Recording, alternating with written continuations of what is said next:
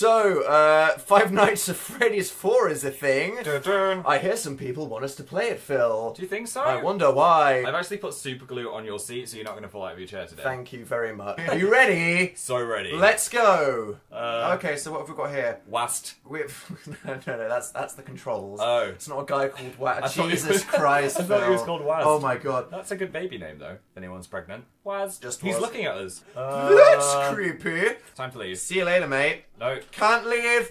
Get on the bed. Bound chicka wow wow. Wait, so we're actually in a house? I hate houses. I felt so much safer in a What was that? What was that? What was that? Hello? Oh god, I don't want to do it. I don't know what's going to be. Hello? Oh, Freddy. That's so cute. I want one of Where's those. the Five Nights at Freddy's merch store? Yeah.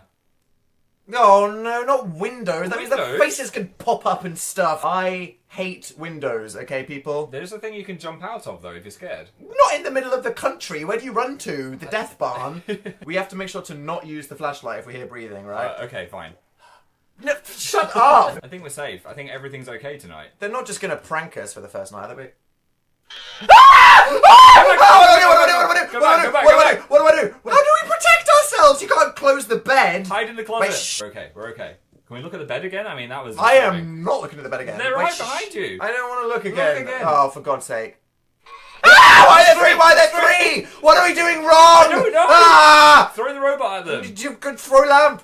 How do we protect ourselves? I don't know. Oh, is our lamp dying? No, bags of nope. Hello, are you there? You little shit, I'm looking at you. Are you good? Got my eye on you. You fuck off, right? Hello? That doesn't help. It Don't does. speak. I heard something. No, you I didn't. know I heard footsteps. Check. See, I told you. No, we need to close the door. Yeah, We need to close the door. Close the door. Shut. So, what do we do about the frickin' death bears behind us and the people on the other side of the corridor? I think we just hope and pray that they don't eat us from behind. I can hear something behind the door. So maybe we should just keep holding. I am not letting go till 5, and then we're checking the bed, right? Okay, at 5 we'll let go. I'm taking Are we the safe? shift. Are we safe? Are we safe? Let go. I'm gonna fuck you up. I'm gonna find where you live and I'm gonna punch you in the face. Hello everyone!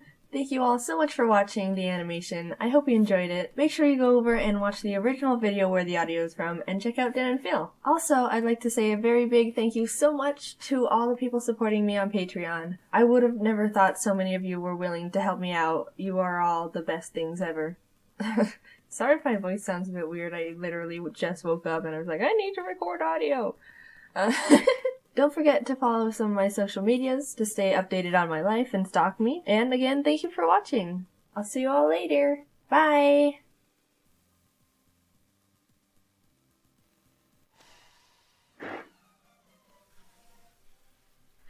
Help! You over there! In my bag, there's a Pokeball! Get it and help me! These Pokeballs over here? Whoa, I've never seen these before.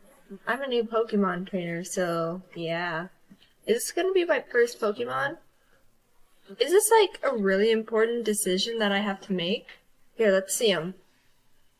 Whoa, it's like a little bird! Oh, he's so cute! What's this one? Oh, this one's awesome! He's like a little fish or something with legs. Oh man, I can't decide. Oh my gosh. Oh wait, there's another one? Oh, it's like a gecko or something. Nice. Oh man, I don't even know how I'm gonna choose. Oh man, this is so cool. Do they evolve? There's like 3 evolutions, right? Oh, what are they gonna look like? I wanna choose the coolest one and the most strongest. These guys have mega evolutions, right? I don't care which one you pick. Just help me! Okay, jeez, sorry. Come on, Torchic, let's go. Wait, you need my help to defeat a level 2 Poochyena? It's level 2, just kick it or something. Alright, Mudkip, I choose you! Mudkip! Alright, Torchic, let's use Scratch. One eternity later. Alright, Torchic. We're almost there. One more scratch should do it.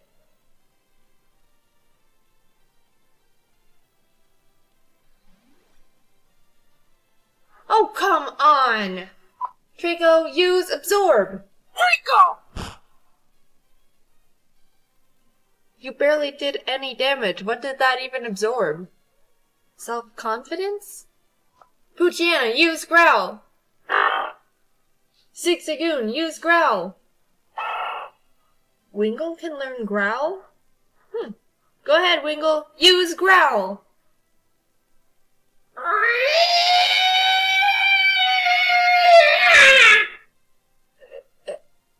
Good job.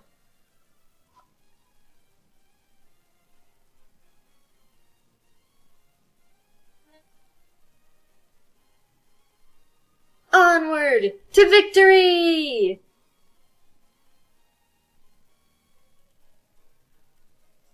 Hey! Stop doing your homework! Stop watching TV! Stop looking at your phone! Oh, you're watching the video? Cool.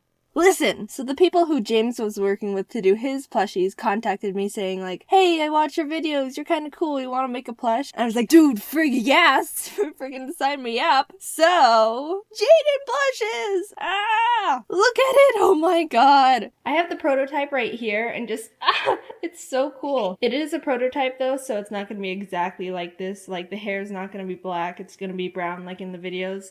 And the lady who made it accidentally drew on it with Sharpie here, so that little blotch isn't gonna be there. She sent the cutest message apologizing about it in broken English because she's a sweet Chinese lady. And it reminded me of Misaki, but I'm getting off track. If you order a plush before the 12th of December, it'll come with a signed card by me too. So that's exciting. They're also on sale right now until December 5th. Actually, everything in the shop is on sale until December 5th. What? Yeah. It's like a grand opening Black Friday, but Black Friday's over. Cyber Monday, happy holidays, new Jaiden stuff sale. I'm working with the people to get more stuff out, like beanie hats and buttons and bracelets. So those are gonna be a thing sometime in the future too. One thing to note, the plushies are on pre-order, so they won't ship until February, but that's just because we need to know how many people want one and how many cards I need to sign. And yeah, but everything else ships normally, even if you buy a plush with it. Pop quiz! Get out your pencils and paper. Have you been paying attention? Question 1. Everything in the shop is on sale until December 5th. Question 2. Jaiden plushies come with a signed card if you order one before December 12th. Question 3. Jaiden plushies are on pre-order right now, so you won't get them until February. Question 4. Even if you buy a shirt with a plush, the shirt will come at the normal time while the plush will be pre-ordered and come later. Question 5. Ari is the best. Hey! Alright, time's up. Turn in your paper. Looks like you got them all right. You forgot to put the date in the corner, but I won't mark points off. So that's exciting. I hope you guys enjoyed the new stuff. I'll have a link to the shop in the description and in the cards of the video if anyone even pays attention to those. And if everything goes well, there might be a plush of another friendo you guys love in the works as well.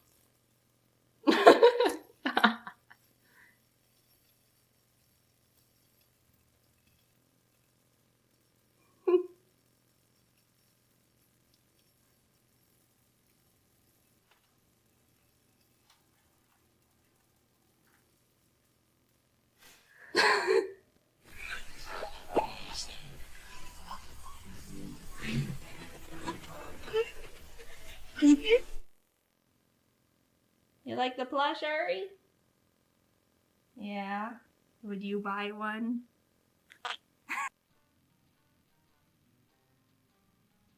So, I was eating at this restaurant with my best friend Kate.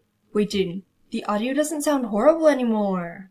Oh, I'm glad you noticed. It's because I got a brand new microphone, and it's actually a good quality one, rather than the microphone that I found laying around in my house one day and decided to make an animation. Now you guys can hear what my actual voice sounds like, and it's not...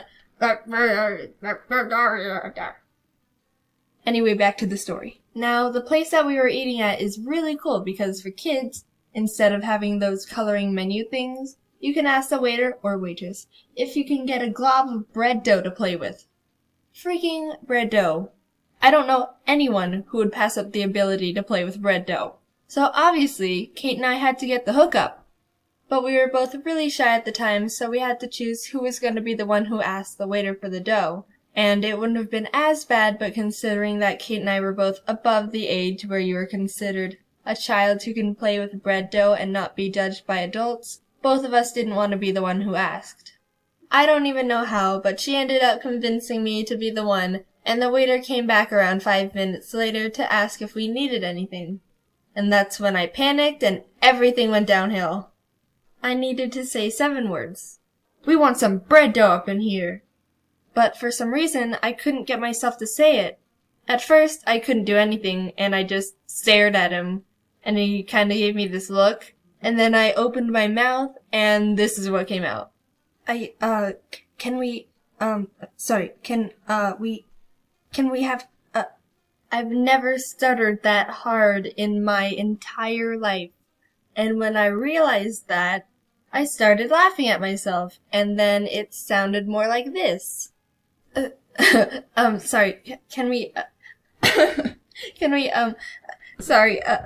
Kate's mom had to just cut me off and translate to the guy what I was saying, and after a look that tried to hide his judgment of me, he walked away.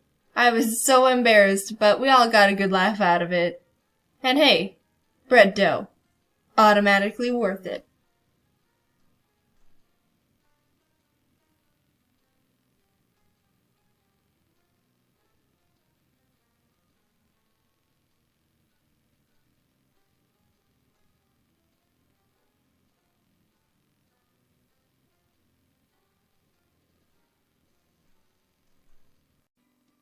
Dungeons & Dragons is like a board game without the board, and you play using your imagination. If you think of something, it can just happen in game. D&D is very popular. Almost everyone I've ever met absolutely loves it, and I have never played it before, even though I always thought I would really like it. People would tell me stories of their games, like, so this one time me and my party were entering a cave, and there was a big ogre guarding some treasure, but I used my charisma stat to seduce him, and we ended up eloping together. Dude, if you don't think that sounds crazy fun, then I don't think we would get along, and you should probably unsubscribe. But if you do think that sounds fun, then hey. Sorry, I've never done that before. It felt weird. I decided to reach out to Charlie, aka Slimesicle, aka Charlie Slimesicle, because he's super into D&D, and we ended up forming a little group of me, Alpharad, Ronbu as the players, and Charlie as the dungeon master, which is like the game organizer slash manager slash god. We all created our characters, and into the world we were teleported. The clouds part over a vast, lush forest. In it, a giant ancient oak tree can be found looming over all the other trees. The inside has been hollowed out, and a sign hangs on the side reading Old Oak Inn. Inside, many creatures of various origins are relaxing, drinking, socializing, but one stands out. A cat, equipped with various instruments, sits at a table, leaning over their cup of milk and scanning the room. They spot a dragonborn drinking at the bar, alone, seemingly pondering life. From the other end of the bar, a man in a suit approaches the dragon and starts a casual conversation. Do you know Mark? No, I don't. Who are you? I'm Paul. I'm an assistant manager at Ye Old Mart of Wall. 43 years old. My wife passed away during childbirth. My parents died. And my only child, Paul Jr., ran away at age 6. I'm living a deadbeat life, not even able to go up in the corporate ladder because my manager, Mark, prevents me from doing so. So here I am, drinking away my woes. I'm Zoot. Hi, excuse me. Are you two new around here? Born and raised. I wish I was. Okay, so I've been stuck in a time loop for what I believe to be the past 3 years. I've relived the same day over and over. I suspect my neighbor Thomas somehow trapped me here, but I don't know how to escape. I can prove it. Look, over there. In about 5 seconds, there's a 70% chance a waiter is gonna trip and drop their glasses onto the ground.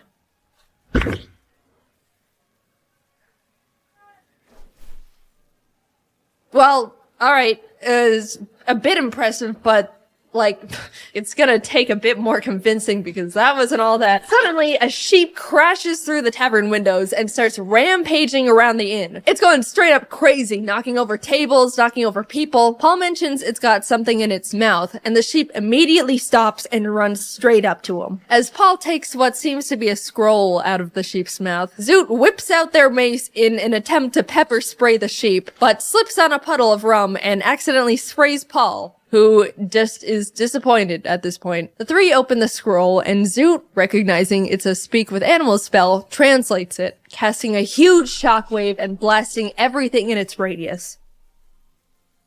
Hello? Can you understand me now?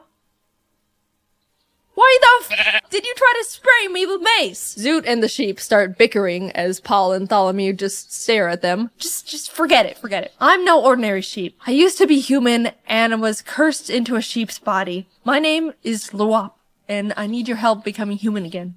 Please. Alright, Lop. Well, it's Luop. Come on, guys, let's go. And for some reason, they all went along with it, still not understanding what the hell is going on. Maybe, they both thought, they could find their arch enemies, Mark and Thompson, along the way. The group is walking through the woods. Tholomew is very on edge, feeling like something isn't quite right. The tree line is shifting in unnatural ways. Oak trees are turning into birch. The bushes are rustling. Zoot spots various random animals along the path and picks up a turtle, which they add to their inventory. Paul tries to pocket a turtle of his own, but it turns out to be a rock, and is then mauled by a cougar. He ends up unharmed, though his adventure suit he changed into is now ruined. Zoot feels bad about Paul not getting a turtle, so they offer to let Paul name theirs, to which he chooses Paul Jr. They eventually reach a clearing with a large stone outcrop covered in engraved shifting runes. Carved into a stone is a large bronze door with a face on it. Hello! You should try to impress it. Oh, okay.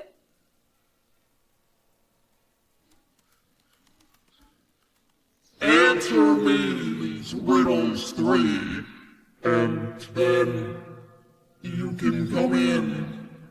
I'm a riddle door. The alphabet goes from A to Z, but I go from Z to A. What am I? The alphabet backwards. Wrong! The answer was zebra. Who is next?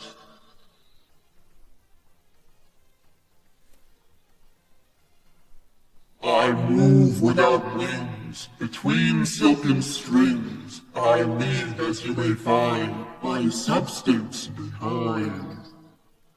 I'm gonna say a spider, because I got the butt strings. Correct!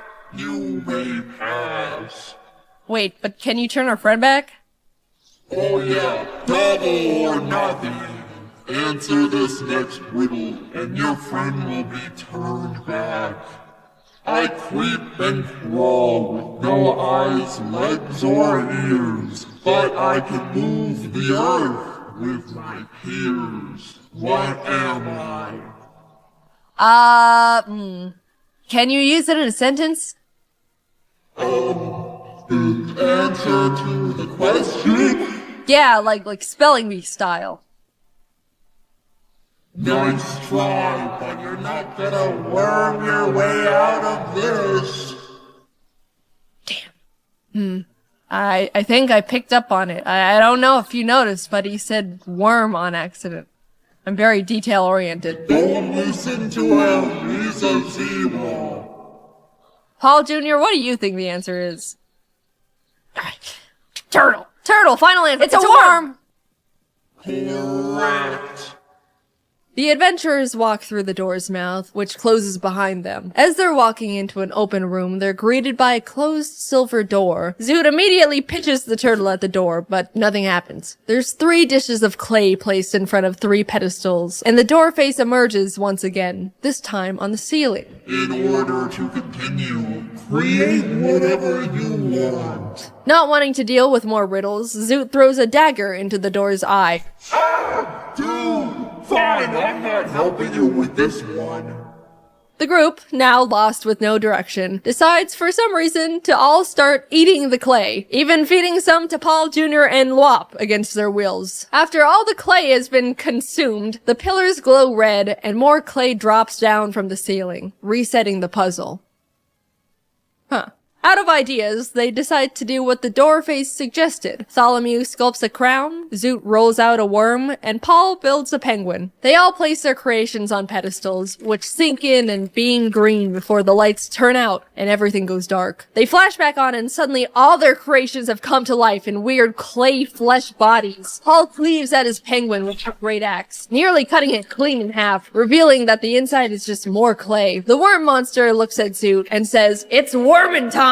Causing Zoot to scream and sending a shockwave towards it, immediately exploding the worm and splattering clay everywhere, living as a normal-sized worm now. The worm lunges and wraps itself around Zoot's throat, trying to choke them out. Tholomew rips the arms off the crown monster and dodges its follow-up attack. The penguin reforms itself, sprints full speed at Paul, but slips and splats into a pile of clay on the ground, to which Paul finishes off with his axe. Meanwhile, Tholomew attempts to rip the legs off the crown, only for the crown legs to turn into arms, grabbing Tholomew and climbing onto their head, causing them to lose their mind, viewing the other party members as enemies. Paul shifts his attention to Tholomew, throwing his great axe horizontally at the crown. Unfortunately, it goes a bit low and the handle smacks Tholomew directly in the face. Zoot gets a grip on the worm, ripping it off their throat, and breathes acid onto it until it's reduced to ash. Tholomew blows on their bagpipes to attack Paul, sending out a thunderous shockwave that shakes the cavern. Paul is able to hold his ground, runs up to the two, and successfully cleaves the crown off Tholomew's head. All the clay monsters have been defeated. The silver door opens, and everyone cheers together in celebration. The adventurers enter the new room to be greeted by wooden structures, spiral staircases, platforms, and a golden door at the very back wall. It looks like a camp is set up inside the area, and voices can be heard above on one of the platforms. Tholomew scans the area, looking for traces of their neighbor, Thompson. Not only do they discover a pack of goblins that have inhabited the area, but he also recognizes a familiar boot print in the clay.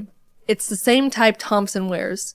He's been here. Paul climbs up to the goblin platform and sparks conversation. The goblins are confused and a bit wary of the intruders, but introduce themselves nonetheless. I'm Gob, that's Glob, that's Gobble, that's Gobble Gob, and that's the Peeler. And who's that? That's Bloyle. So your names are Gob, Glob, Gobble, Gobble Gob, Peeler, and Bloyle? The Peeler. Got it. So your name is the Peeler. You don't know anything about Mark or Thompson. I only know about one thing, and that's peeling. Yeah. Ah, great. There you go. Oh, jeez. Okay, all right, we're leaving. Paul starts booking it to the door they came in through, the Peeler right on his tail, stabbing at his ankles. No one else is doing or saying anything, they're just watching. Paul makes it back to the previous room, and the Peeler slinks into the shadows. With Paul in the other room and Tholomew and Zoot unable to speak Goblin, Tholomew is left trying to communicate through improvised sign language, pointing at the door and blowing kisses at the goblins to signal peace. Zoot tries to slip around the goblins in the meantime, as communication is clearly not working and the goblins are only getting more aggressive, but they bump into an invisible force they can't see, alerting the goblins, who are now initiating combat. Zoot decides to keep running to the door as Tholomew bangs on their drums, sending sound shockwaves at the attacking goblins. Gob, Glob, and Gobble are all sent flying off the edge of the platform, falling to their deaths. Gobblegob, in a fit of rage after losing his friends, lunges at Tholomew but misses completely, sending himself off the edge of the platform too. The Peeler emerges from the shadows to lunge at Tholomew, who is taking up Bloyle, but Paul jumps in just in time, clashing blades with him. As everyone is distracted, Zoot gets to the door, peeking in to see an entirely golden room with a small golden rod shaped like a tree branch floating at the center. The branch shifts between valuable materials, at one moment being made of gold, then emerald, and ruby. Gobblegob, the goblin that accidentally dove off the side of the platform, sprints back up the stairs and attempts to tackle Tholomew off the platform, but accidentally leaps over him and plummets once again over the edge. This time to his demise. Paul and Tholomew perform a clumsy team attack together and finish off the peeler, ending the battle, but because of the uncoordinated attack, Paul's axe is now peeled. They all hurry over to Zoot and enter the golden room together, trying to figure out how to get the artifact down. Zoot suggests they all toss Lop into the air to get it down, so Paul Solongi Bowser's the sheep into the air, but in the complete opposite direction. Tholomew quickly runs over and breaks his fall, and before Lop can say anything, they throw him again, this time hitting their target as they both fall to the ground. No one stops Lop's fall this time as he lays motionless on the floor. As Tholomew is healing up Lop, Zoot approaches the wand, only for it to be snatched by an invisible force. An unseen figure then reveals itself. Well, hey there, neighbor. Oh, and Paul. It's me, your good friend, Mark Thompson. Tholomew, you ruined my life, spreading false rumors about me. You said I cursed you, and now no one wants to talk to me. My wife and kids left me, everyone avoids me, so I spent years becoming a dark wizard, and I'm gonna have my revenge. What about me? And you, Paul? Anyway, yeah! You all are gonna be spending the rest of your lives here in this shifted sanctum. I'll be going now. Tholomew quickly casts Locate Object on the wand Mark is now holding and throws ink in the general direction, hoping to reveal where Mark is, but unfortunately it doesn't land. Zoot sprints in the direction Tholomew indicated and attempts to tackle the air. They make contact, but bounce off of Mark's rock-solid beer gut, breaking the invisibility spell. Tholomew whips out their drums, slamming it with the intent to cast a Thunderwave on Mark, sending him flying from the impact. Zoot follows behind and shouts, "Depression!" casting a command spell on him. He stops in his tracks, facing Zoot, and says, "I'm so sad, having never dealt with depression before." He pulls out a picture of his ex-wife and kids and just stares at it longingly. Paul and Tholomew see their chance to attack him and once again try to use an ultimate team attack. They grip Paul's peeled axe together and throw it in tandem at Mark. But once again, they mess up and Tholomew is accidentally sent flying with the axe as it pierces Mark's chest. Mark is unfazed, still wallowing in his depression, but Zoot sees this as an opportunity, casting Disguise Self and visually turning themselves into Mark's ex-wife. Ella, is that you? It is! Mark.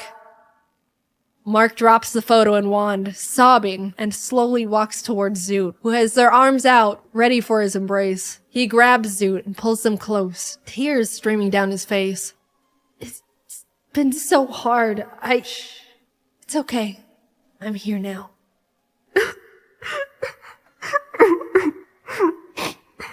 Zoot pulls back, just a bit, just to look into Mark's eyes, which are sparkling with tears, and proceeds to acid blast him point blank from the mouth.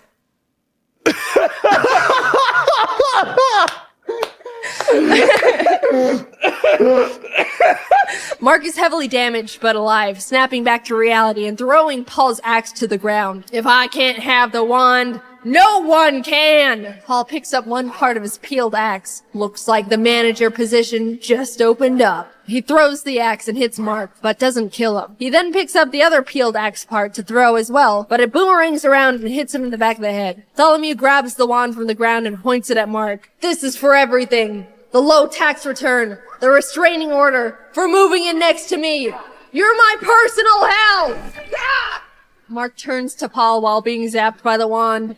Would you still let me be your manager, even if I was a...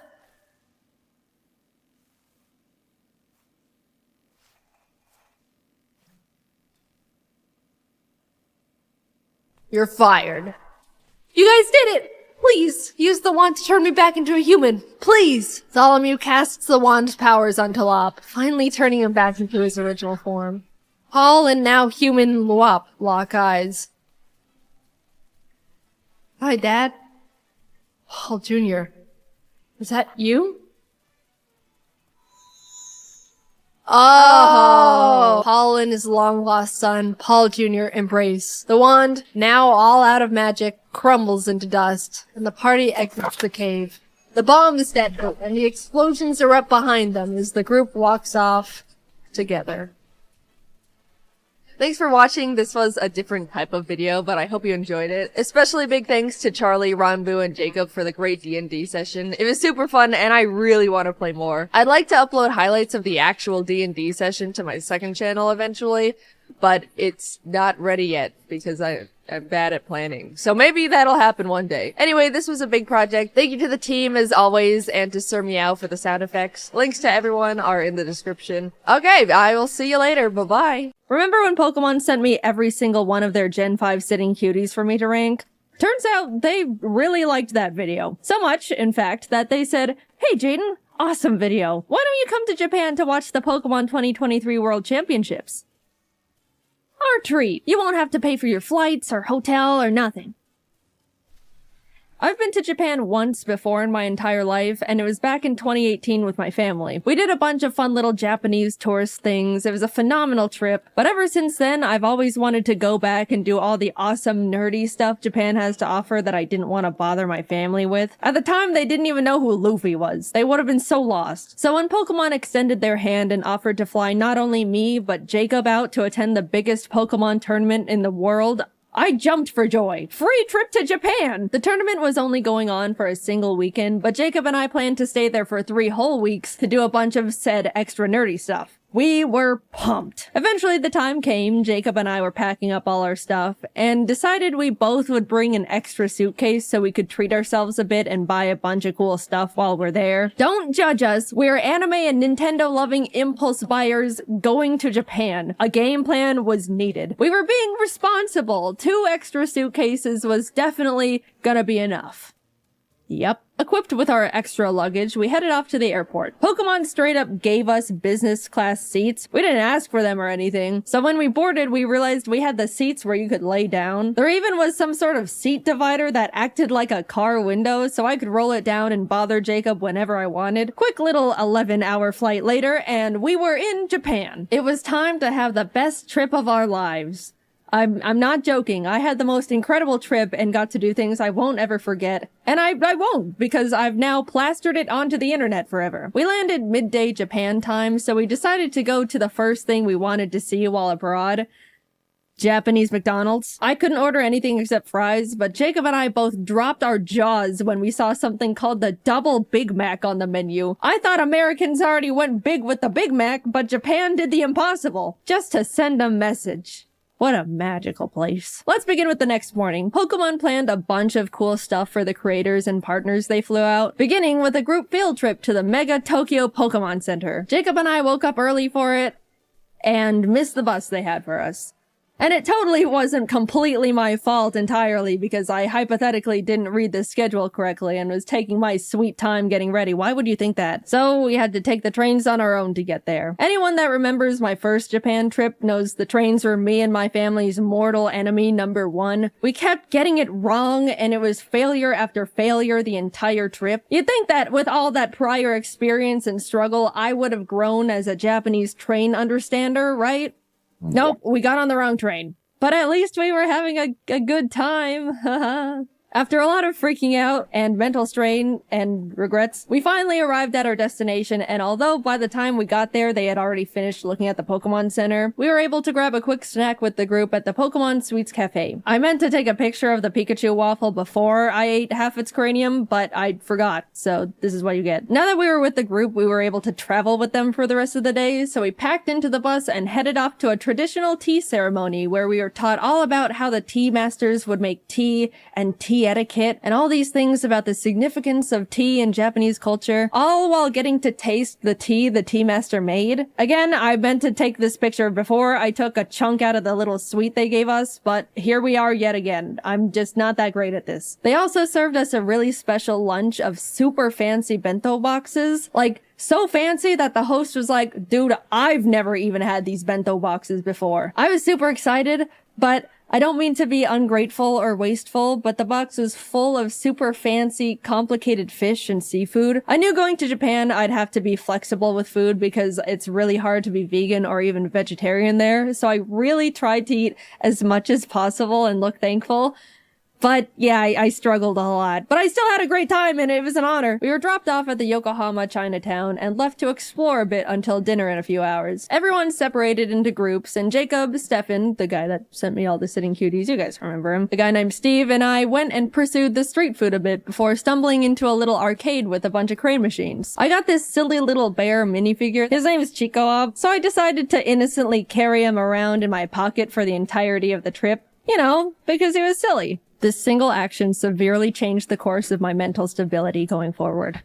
You'll see soon enough. But look at these cute photos I got with him. We had a great dinner, headed back to the hotel, got to hang out with our good old Pokemon rival Jan a bit, and called it a night. The next day we all got to do some private shopping at the Pokemon World's pop-up shop. I'll just say we bought way too much stuff that we also don't regret in the slightest. I even got this video of Jacob grabbing more and more sitting cuties as the workers kept reorganizing them to keep the display looking perfect. We walked out of there with 3 giant bags of stuff. But it's okay because remember, we anticipated this with our extra suitcases, which I am starting to wonder if they are going to be enough, but surely we will come down. We were then all taken to the creatures' offices. You know, just the place where they make Pokemon cards. It was gorgeous in there. They had these awesome sculptures of giant Pokemon cards with crystals, and all the walls were lined with 3D card art. It felt like I was in a building with a lot of significance. Because I was. We got a tour around the building, met the TCG card testers, and were able to ask them questions about their process. Even got to have a little Q&A session with Atsushi Nagashima, the game director of the Pokemon TCG. It was funny, one of the people in our group asked how they chose which Pokemon to make cards for. A good question. And then followed it up with, I really like Mantike, but there's only 2 Mantike cards that exist. And the assistant pulled up a list of all the Pokemon Mantike cards that have ever been created. And sure enough, there were only 2. The director chuckled and was essentially like, yeah, sometimes Pokemon get lost in the cracks. We kind of just make cards of Pokemon I like. For example, my favorite Pokemon is Gengar. And you know what? That actually makes a lot of sense. Also, we were able to have a Q&A session with the Pokemon card art director and 3 artists who actually draw art for the cards. That was super interesting, and I was so incredibly inspired by that discussion. But you know those Pokemon cards with the super cute clay art? That artist's name is Yuka Mori, and she was in that panel. I was so starstruck. Those are some of my favorite Pokemon cards. And not only that, but she hosted a little workshop for us where she gave us clay and taught us how to make little clay Magnemites like in this card here. Speaking of this card, she brought the actual original Magnemite for us to see. That was by far the coolest thing that I've ever gotten to be a part of. We got to meet a piece of genuine history. I felt like I was meeting the president. Also, here's me and Jacob's Magnemites that we made. Day 3 of our little Pokemon field trip, and we were taken to another Pokemon Center. This time in Shibuya, which was also right across from a Nintendo store. It was like a bullet was shot through our credit cards. In the shopping center, I saw a little gacha machine with little miniature Chiikawa plushes. I was only interested in getting Chiikawa, but I decided to test my luck anyway. And I got him first try! Now I had 2 of them. Yes, the original was still in my pocket. You can safely assume he is in my pocket for the entirety of this video. I've got pictures to prove it. Jacob snapped this awesome picture of the Chiikawa brain rot taking over. When we were looking around in the Shonen Jump shop, a little Japanese boy pointed at Jacob and went, Sanji-san, before his mother quickly yanked him away, and I still to this day laugh at that interaction. Poor kid saw his first blonde guy in real life and immediately thought it was Sanji. Later that day, we also got to attend the Pokemon Symphony, where a live orchestra played Pokemon songs, and it was absolutely incredible. Video game orchestras are so cool. It always tugs on my heartstrings to see video game music transformed into such a beautiful new art form. Highly recommend attending one if you have any favorite games or franchises. On to the first day of Worlds. It was exciting. People flooded into the venue. We watched the opening ceremony in the crowd. Just wow. This is the whole reason why we're here. We went back to shopping. Look at this cute little Chiikawa book I found in a nearby bookstore. At this point, we were absolutely pushing it in terms of luggage space, and we were day 4 into a 2.5-week trip. Our shopping sprees until this point were very not frugal. So we cut our losses and bought 2 extra giant suitcases to fit everything better. Okay, we knew we were gonna need extra suitcases. Getting a few extra couldn't hurt. Look, the flights were paid for. We were still saving money at this point, I think. That's my rationalization. I'm going with that. Also in the mall were tons of Pokemon monitors straight up playing the World Championships. TCG, Pokemon Go, VGC. Japan treated Worlds like it was the Super Bowl. And it was just so cool to see one of my main interests so culturally celebrated. People of all ages would stop by to watch for a bit before going back to their shopping. I can't explain it, but it just made me very happy. We even got to see Wolfie live on the monitors. How'd he do? He did great. Don't worry about it. Nothing happened. Look, we were just happy to see our friend on the Pokeball screen. Proud of you, Wolfie. You're so cool. The second day of Worlds was hype. So hype that we left Yokohama and flew to Osaka. I haven't mentioned it yet, but we actually got tickets to see the one and only Hatsune Miku live in concert. The real ones know how huge that is for me. I want to talk about how life-changing that was, but I'm gonna make a whole separate video about that experience I'll be posting next. All I'm gonna say is it was the best day of my entire life. By a lot. Subscribe now before you miss it, just saying. I will mention we did have to take the train to get back later that night and got super lost again. And we never get better at it. Don't expect anything to change in that regard. We did finally get back to Yokohama, crashed for the night, and had a nice slow morning as we got ready for finals later that day. To any One Piece fans who are caught up, we were in Japan for the One Piece anime episode. You know what I'm talking about. 1072. We were able to turn on our hotel TV and watch it live. And that was so cool. I don't talk about how much I love One Piece much, mainly because it doesn't really come up. But One Piece is peak, and it was an honor to be in Japan at such an iconic part of the manga and anime's history. Anyway, back to Pokemon. Sorry about that. We were able to watch the final VGC match live, got to chat and eat dinner with Wolfie and some other friends, had a late night hangout with Jan again, and that was about it. Day 7 meant it was time to pack up all our stuff from the hotel, say goodbye to Pokemon and Yokohama, and head on over to the apartment we rented for the rest of our stay just outside of Tokyo. At this point, we had filled up all 6 suitcases and multiple backpacks. I didn't mention it, but Pokemon gave us a truckload of gifts that we genuinely had no idea what to do with. We're grateful nonetheless, thank you, Pokemon. But yeah, the taxi ride was a bit awkward. So, are you meeting up with some friends? No. After we got situated in the new place, we decided to look around the area and grab some lunch. And I gotta say, the little hole-in-the-wall restaurant Jacob found was some of the best ramen I've ever had ever. They even made it vegetarian for me, which was extremely kind of them. Food modifying is a bit tricky in Japan compared to the States, so I was very, very thankful. And it was delicious. We then proceeded to do absolutely nothing for the rest of the day because we were exhausted from the trip so far. I haven't mentioned absolutely everything we'd been doing on the trip because it would be a lot of, first we did this and it was cool. Then we did this and it was cool. Even though it was such a pleasure to be invited, I was so dead. And definitely looked super not approachable or friendly to the rest of the group by the end of it. Sorry, guys. But neither time nor Japan stops for anyone, so we had to keep on chugging along. There were a bunch of friends we wanted to see while in Japan, and one of them was Connor. He wanted to take us to what he deemed his favorite Italian place ever. I asked if it was like fancy Italian, to which I was given the answer of no. So we get there, having a great time, and suddenly we realize Junichi Masuda, the director of Game Freak, is there having dinner.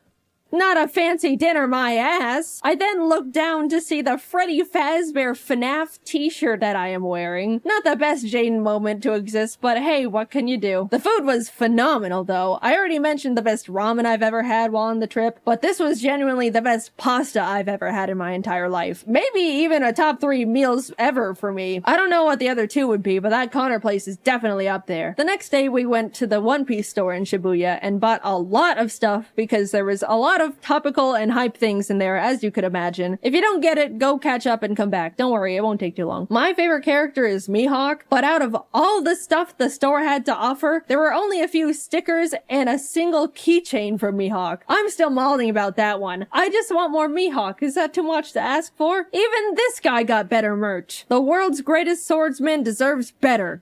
I guess I'll just take my Zoro and Law stuff. That's cool too, I suppose. I also found a bunch of Chikawa stuff in a Kittyland store, and this is truly when you get to see where things start going downhill for me. I just like the funny little cartoon bear thing. What? Is that such a crime? I don't remember what we did the rest of the day. I think we just crashed and passed out. This trip as surreal as it's been so far, has been absolutely taking a toll on me, and I desperately needed to just not move or talk or exist for a bit. We were doing so many different things that were all awesome, and hanging out with so many different people that were all awesome, but man, I am not built for extended periods of that much excitement and socializing. As much as I would like to change this fact, I'm also not a very active person. I know. Up until this trip, I was practically sitting down 24/7, working all the time to prep as much work as possible so I could have a guilt-free 3 weeks off, and my muscles were definitely starting to decay at that point. I looked at my phone's step meter thing, and there was one day where I literally got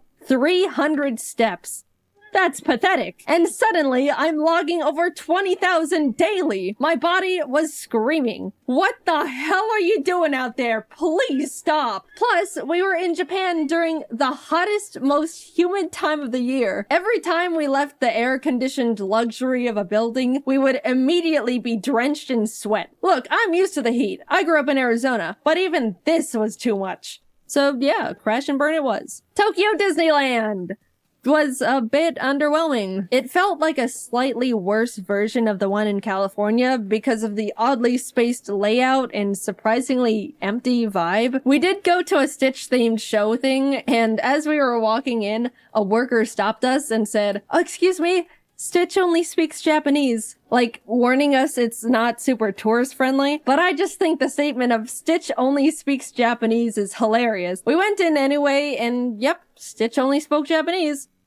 Kazoku. Yeah, overall, it was not the best thing we did, but apparently, I didn't know this, Japan has 2 Disneys, Disneyland and Disney Sea. And we went to Land, which is unanimously deemed the worst of the 2. So, oops, better luck next time. Jacob and I took 2 more rest days where we just turned to ash. Then up and at 'em, back to Osaka we go. This time we went to an Eve concert. Besides Hatsune Miku, the Japanese band Eve is the only other concert I've said I wanted to go see. I love their music videos they have for all their songs. It's always such beautiful animation. And by the way, they're the ones who sang the season 1 Jujutsu Kaisen anime opening theme, if you're lost. Earlier in the trip, Jacob just so happened to look up if they were doing a concert while we were there, and lo and behold, they were. He got some totally not scalped tickets, which turned out to be a super complicated process, so thank you, Jacob. You're the bestest friend I've ever had. Thank you for going through the trenches for silly old me. Anyway, the concert was so incredible. The atmosphere was fantastic. They had awesome visual effects going on. The glow bands a lot of people bought were perfectly synced to the music and colors on the stage, which really enhanced the experience. The music was great, which, I mean, of course it was. That was the whole reason we went in the first place. I talk about it more in the upcoming Miku video, but Japanese encores are so much different from the American ones. They're so quiet and polite. There was pretty much no screaming and cheering. It was just a long applause with a semi-whisper chant of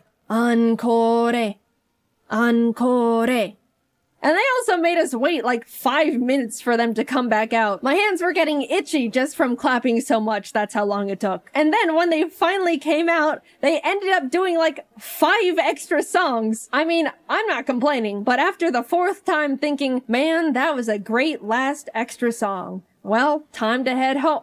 Wait, another? It starts getting a bit comedic. This is just a side tangent, but Jacob went off to use the bathroom before the show started and came back 10 minutes later, like, dude, this is crazy, but it took me a bit longer to find a bathroom because there were so many extra women's bathrooms, which is like, whoa, that's actually so smart. There's always such a huge line for the women's bathroom compared to the men's in any scenario. I was just shocked Japan was like, okay, then we'll make more women's bathrooms to fix that problem. Like it was so simple. I know in America it would probably turn into a stupid political thing, but it made me so happy Japan just implemented such an obvious and straightforward solution so easily for the gals. The next day we headed over to Universal, which was hands down the best amusement park I've ever been to. So they can do amusement parks well. First of all, Universal Japan is way more anime and manga focused than the ones in the States, which made it instantly more engaging for me. Jacob and I both agreed we would window shop for the first part of the day, and then buy all the things we wanted as we were leaving so we wouldn't have to lug around a bunch of bags all day. But we immediately saw a little One Piece shop and cracked. We just wanted to wear these One Piece headbands. That's rule-breaking worthy. We also got some towels because, surprise, surprise, it was freaking hot. I know I've been complaining about the weather here and there, but my lord, it was miserably scorching. Japan has such a big culture around staying cool while outside, and I totally get it now. People would be walking around with little fans, ice packs, towels. A lot of women had parasols. I'll say, if we didn't get those towels, we probably could have passed out from heat stroke that day. Later on, I even ended up getting another towel. It was a cute Pikachu one, but I got it mainly because it was a cloak design. After soaking that thing in cold water and putting it on, my body temperature instantly lowered like 5 degrees. However, that meant I was walking around the park looking like this. Back to the awesome stuff. We did a bunch of attractions like watch a fun 4D Jujutsu Kaisen show where the seats move around, went on a super cool 3D VR Spider-Man ride. We tried to cool down by going on a Minions thing called Freeze Ray Sliders that claimed to cool riders down with a blast of chilled mist from a giant freeze ray. But we got on and absolutely did not even touch a drop of the mist because it never ended up getting in range of our cart. That felt like an actual tragedy at the time. There were a few big roller coasters we wanted to go on, but I get super motion sick and forgot to bring nausea medicine, so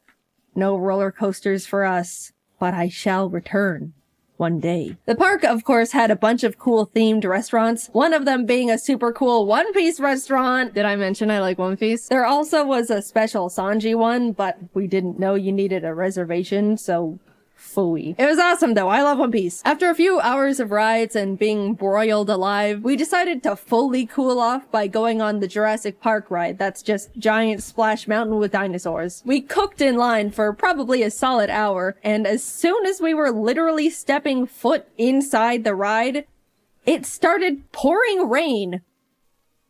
Now that's just not fair. I don't even understand how that happened, but whatever. We started buying all the stuff we window shopped for as we waited for the One Piece live show to begin. Again, please refrain from judging. I am being vulnerable and open here. By the way, as we were walking around, we stumbled onto a little Mario-themed show just out in a courtyard area. They played some fun little custom songs and had all these dancers alongside the mascots. And then out of nowhere, they started absolutely blasting the crowd with like gallons of water. I didn't even see it coming. It was like firefighters showed up to put out a giant fire, except the fire was a bunch of Japanese people. The time came and we got to file in for the special One Piece live show, and even though Jacob and I didn't understand a single part of it because it was all in Japanese, it was awesome, and the costume design was phenomenal. It was a bit unfortunate though, because the seats were all in like a half circle formation around the stage. As much as they tried to make the show enjoyable from all angles, it was pretty hard to see the main things going on in the center. My only true complaint though is that Zoro didn't come to our side at all. All the other characters rotated around so we could see them, but Zoro only did it at the very end to take a bow. Also, Mihawk being included would have been nice, but it's okay. By the time we got to enter Nintendo Land, it was like 9 p.m. We got up at 6 a.m. by the way, so we pretty much just rode the Yoshi's Island ride they don't have in the States and headed home because that's all the energy we had left. But even just seeing that, it was miles better than the one in the States. Also, we picked up a little dinner at the 7-Eleven near our hotel. 7-Eleven is actually awesome in Japan, by the way. And they had a few little Chicoa plushie keychains, and I bought them.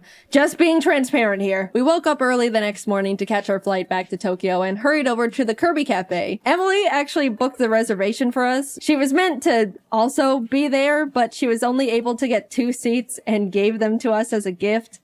Emily, I will always be indebted to you for your sacrifice. The cafe itself was so well decorated with all these little Kirby things, and the menu was adorable. I got the star curry and a magical little fruity drink with a Kirby marshmallow that triggered my cute aggression. Jacob got the pizza and a Kirby burger, but since he made modifications, the staff asked him to not post a picture of the burger to the public. Like, they didn't know he was a content creator or anything. I guess they just didn't want the public to see a naked Kirby burger. We also both got desserts. I already decided I was gonna consume the Kirby. The presentation was beautiful. It was literal art on a plate. Taste-wise, it was decent. The body was some sort of gelatin, which I wasn't too crazy about, but the rest was super tasty. I did my best, but he ended up looking like he was in a horrific accident when I threw in the towel. The cafe also has a special little private store connected to it. And yeah, what you expect happened definitely happened. We left with full bellies and bags, continued to look around the shopping center the cafe was connected to, and ended up walking into a gacha store. I am about to be very vulnerable with you here. This is one of the lowest points of my entire life. Please don't think too much less of me after what happened in that gacha store. So I walk in, spot Chikawa, beeline it to the machine, obviously. Like I mentioned before, I'm only interested in Chikawa, so I was only playing for him. But by the cursed luck of the gacha gods, I just could not get him. I was going back and forth between the machine and the coin exchange, getting multiples of every other little guy, but no Chikawa. I could feel the workers' glances at me, probably because the desk they were standing behind was right next to the machine I was grinding. But after way too much money, he dropped. I got my well-earned, horribly priced at that point, Chikawa. I then started looking at all the other machines, putting some coins in a few here and there, until I stopped at one that had a line of animals playing band instruments. They were very silly, but there was a little pigeon holding up cymbals, and I really wanted to get him for Jordan and Kelsey. In went the coins. Tiger, elephant, fox.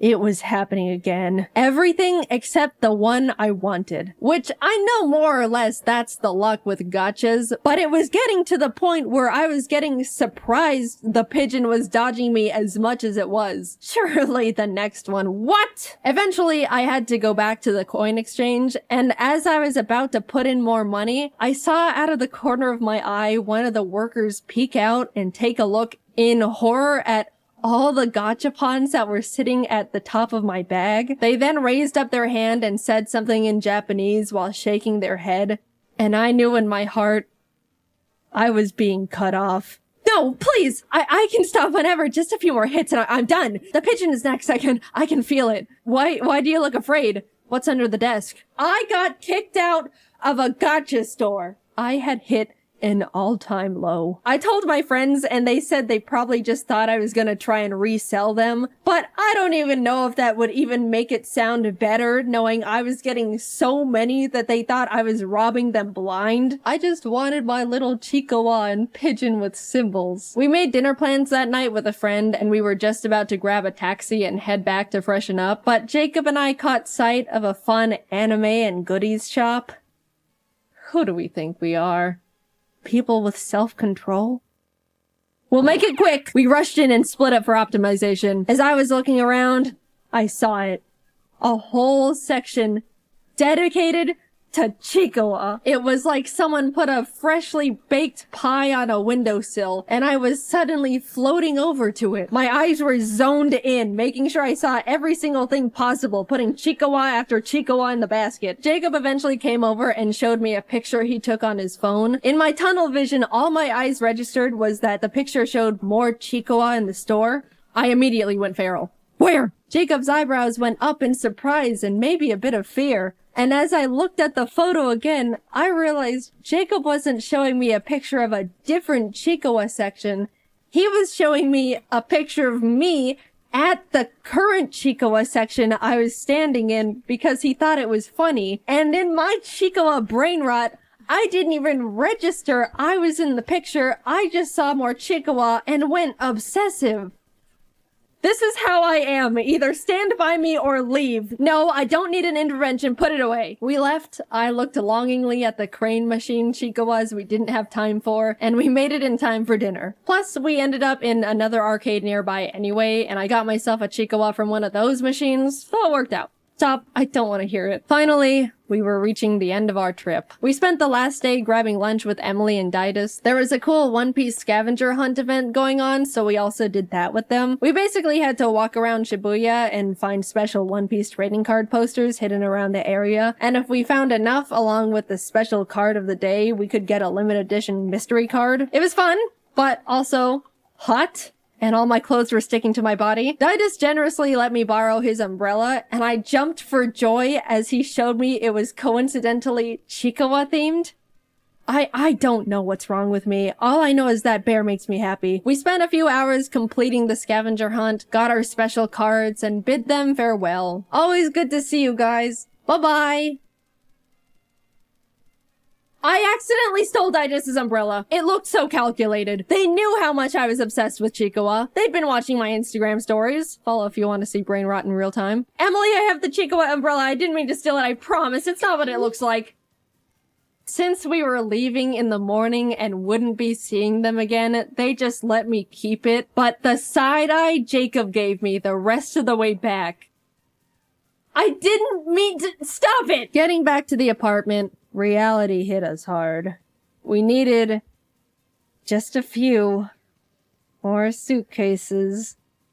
Again. In total, we ended up buying 6 extra suitcases to hold everything we collectively bought. And even then, it was a struggle making it fit. Jacob ended up going professional Tetris mode, perfectly fitting everything into the suitcases with quite literally no extra room to spare. We came to Japan each with a backpack, carry-on, and 1 extra big suitcase, and we're leaving with altogether 8 suitcases and 4 backpacks. We were lucky the taxi driver had a big enough car to fit everything because we didn't have much of a game plan if it didn't. Off to the airport we went, where we checked all of our excessive bags, paid a couple fees, boarded our flight, and headed home. That trip will go down as one of the best trips I've ever gone on. It felt like it turned into a celebration of everything that makes me me. All of my hobbies and interests, Pokemon, One Piece, at the last minute Chikawa. We got to do so many incredible things and were given so many opportunities I'd never even thought I could be a part of. I got to see so many friends that are normally so far away, ate some of the best meals of my life, and overall was just really happy, especially getting to spend it all with my best friend Jacob. By the way, if you wanted to know why in the world we got so many things, yes, a lot of it was for us. 90% of it all was for our friends. 100% of the Chikawa stuff was mine, but that's besides the point. If you want to see what we got them, also credit where credit is due, the majority of it all was from Jacob, because he's a great gift giver and even more incredible friend to the people around him. We're all nothing short of lucky to be able to call him our friend. You can go watch his Japan video. I assume it's already up, because we had to animate a frickin' 30-minute long video. My god, it was a lot. Thanks for sticking around. But yeah, I just had an unforgettable trip, and I owe the opportunity to the Pokemon Company for inviting us to Japan in the first place. I'm extremely lucky to be in the position I am, and will be forever grateful.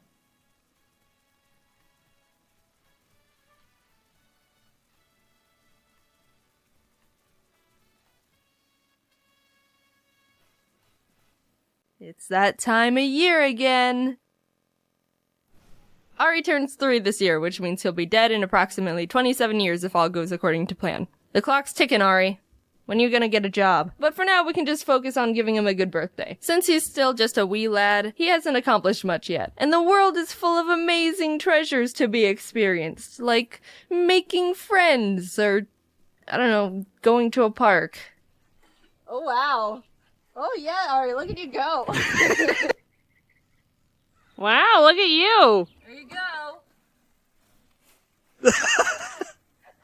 Now wasn't that fun? Getting back to the making friends part, believe it or not, Ari's actually made another bird friend. He's not as socially inept as I thought, since he hates everything but bells and spaghetti. My buddies Jordan and Kelsey also have a bird named Baby Jim, so when the two of them met, they became instant best friends. They snuggle and get each other's pin feathers and poop on my computer together. They're practically inseparable, and it's frickin' adorable. Except for the double poop. That part is not as good. Since it's Ari's special day, I thought we could make a nice dinner for them to celebrate together. I invited Jordan, Kelsey, and Joel too, but Joel, you're uninvited because I forgot Ari doesn't like you. Careful.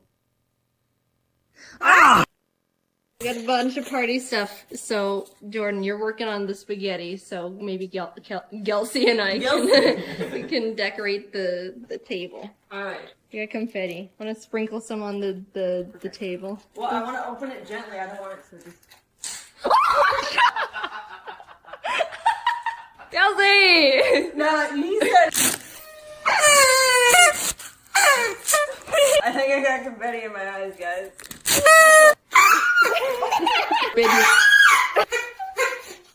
Aww. You gotta blow apart.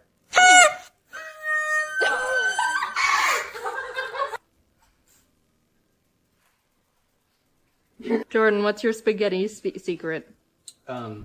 Garlic bread. I got a lot of candles. They only came in packs of 24. Oh, it's the fanciest thing Ari's ever gonna be a part of. Oh, it's so cute! Ari.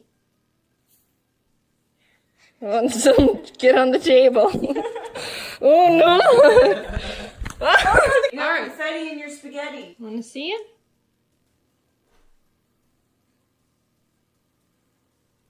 No, it's spaghetti. Oh sh!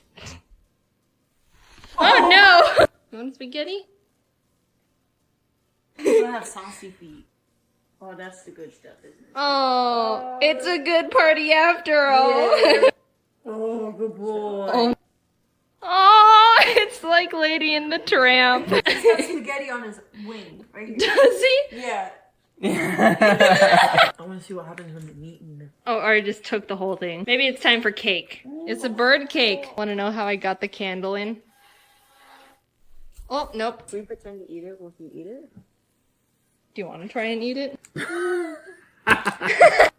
It's like a UFO.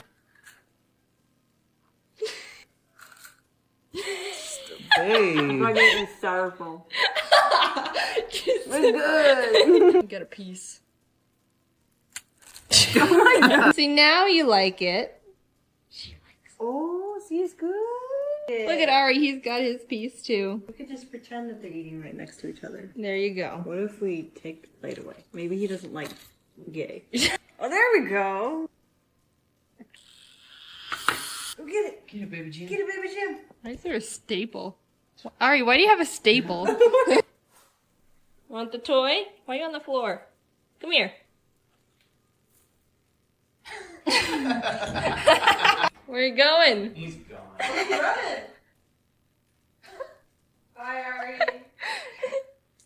Last year, we supported a local bird rescue with helping fund their renovations, which they were really thankful for. I followed up with Anika, who works there, and she said with the donations, they were able to revamp the electrical work and AC to be more stable, and are in the process of building more aviaries and a shed for extra storage. I was blown away with how much we were able to help, and I want to do something like that again this year. This time, I want to help out the Bird Gardens of Naples. They're a non-profit Florida-based organization that takes care of birds that need a home and prioritize education on general bird knowledge and care. They put a lot of time and effort into caring for the birds they have, and all the donations they receive get put back into the birds through vet bills, flight cages, toys, renovations. I asked them to set up a GoFundMe for this occasion, and if you donate at least $10 to it, you'll be entered into a raffle to win a special Ari's birthday shirt or an Ari plush. I'm giving away 20 shirts and 10 plushes, and they all come with a signed card. I've also donated $1,000 to the rescue as well. If you can't donate or want to do more, there's links on their website to volunteer, adopt or sponsor a bird, or just tour the sanctuary. I hope Ari enjoyed his birthday, even though he's a little brat poopy bite toddler. He's my buddy, and I love him very much. Hopefully we can celebrate by doing good things for the birds and eating spaghetti.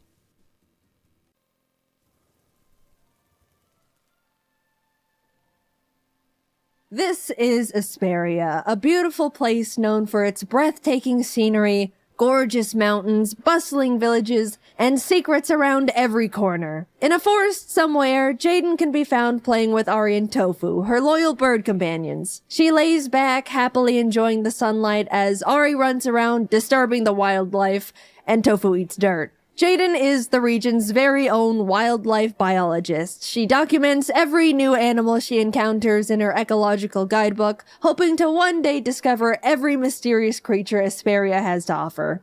Ari and Tofu help in their own ways, I suppose. As she's writing down this interaction in her book, for scientific purposes of course, a flock of fruit doves flies by overhead. Jaiden immediately recognizes them from their bright white feathers and loud screeches.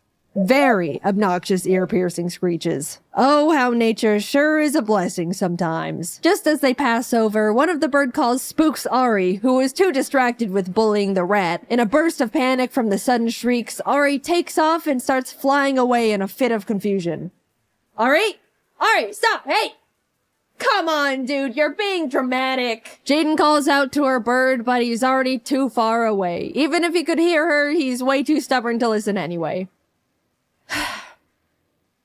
Well, this is just great. After hours of searching for Ari in random bushes, trees, caves, Jaiden finally admits defeat and starts heading to the nearby town of Hollowstone for extra help in finding her bird. Luckily, she immediately spots a noble Hollowstone soldier. Perfect. I'll just go up to the guard and simply ask him if he can help me find Ari.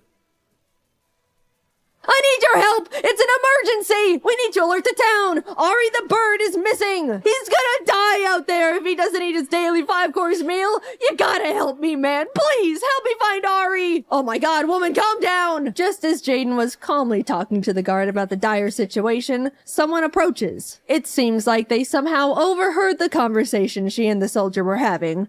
Typical eavesdroppers. The person asks Jaiden what happened, but she's too distracted by the fact the traveler has 2 funny little hamsters with them. Hamsters? Who are you? Are you looking for a duel? This is unfortunate because I'm missing my strongest battler, Ari, so you outnumber me in creatures. But luckily, bird-type attacks are super effective on hamsters, so it shouldn't be— Whoa, chill out. I'm Merlin. I heard you need help with finding your lost bird? Phew, they're just here to help. Jaiden wasn't really in the mood to wipe the floor with this kid's hamsters right now anyway. To help, Merlin asks Jaiden which forest she was in when Ari took off. Wait, the forests have names? This might be a bit trickier than everyone originally thought it would be. As the new little team starts retracing Jaiden's steps, they determine the area she was most likely in when Ari flew away was the south side of Ryham. Probably. Luckily, the Hollowstone soldier knows a villager over there that commonly feeds the birds. If anyone were to see Ari, it would definitely be him. With a fresh lead, the Hodgepodge crew head off together on their new quest to find Ari. They can only hope he's not gotten himself into too much trouble, but knowing him, it's quite inevitable.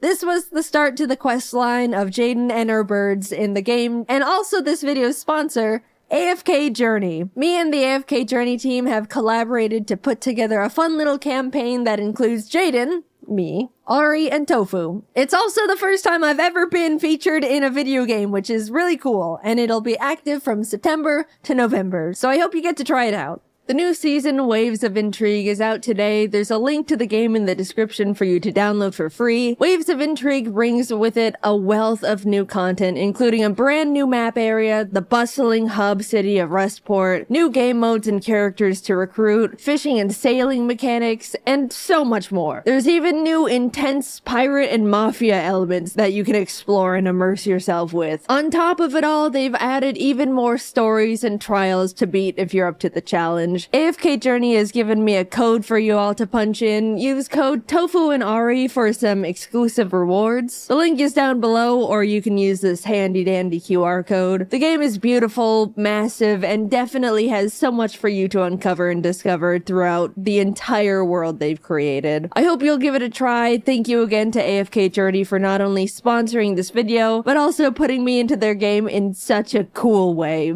Thanks for watching. Okay, before I even say anything, let's lay out some ground rules. This is probably gonna be the most open I'll ever get about my personal life. I know I've shared tidbits of myself and life through little stories, but when it comes to personal stuff, I'm very private.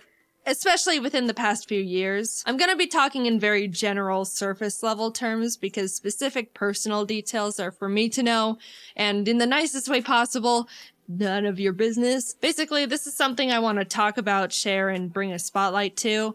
But at the same time, you get the Cliff Notes version. So no trying to assume or guess anything beyond what I'm sharing within this video. At the end of the day, we're all just strangers refusing to listen to the stranger danger rule. Alright, formalities aside, let's get into it. I've come to realize that I'm ARO-ACE, which stands for Aromantic Asexual.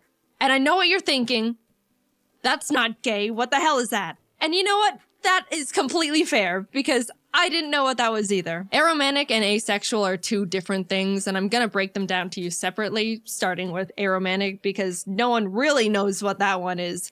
And also, it's my personal favorite. Someone who's aromantic is defined as a person who feels very little to no romantic attraction to anyone at all. So like, they might not develop crushes on people or feel the need to be in a romantic relationship with anyone. Very general terms, but hopefully you kind of get the gist. If not, here's a little story example from me. Growing up, I never developed crushes on anyone. I remember when I was in 5th grade, kids were talking about their crushes left and right, and it was starting to feel like something I had to experience too, just because I thought that's just what happens. Don't make fun of 9-year-old me, I was a sheep. Anyway, I decided I needed to have a crush because that's just what happens to people. And I very robotically chose this random kid in the class who we can call Pikachu. That's not his name. He didn't mean anything to me and I didn't do anything about this crush. Like, I didn't tell anyone or anything. It was just a headcanon thing for me to feel up to speed and like I was hitting my normal human emotions quota. But it's funny because on Valentine's Day, you know how in elementary school everyone would bring cheesy Walmart Valentine's cards for everyone in the class, and then you'd have a box full of candy and hollow emotions from everyone. Well, my school did that. When I went through my box, I pulled out Pikachu's Valentine and thought to myself, someone who has a crush on someone would keep this. I think. So I put Pikachu's copy-paste Batman Valentine in my drawer and promptly forgot about it because it meant nothing to me, but hey, that's just what I thought I was supposed to do. Man, I'm so good at this. Then like a year or so later when my mom was going through my room, she pulled out the card and was like, why do you have this? And I was like, honestly, I have no idea. Years passed, I entered junior high and thought to myself, alright, this is the time where people start developing crushes and then do something about it.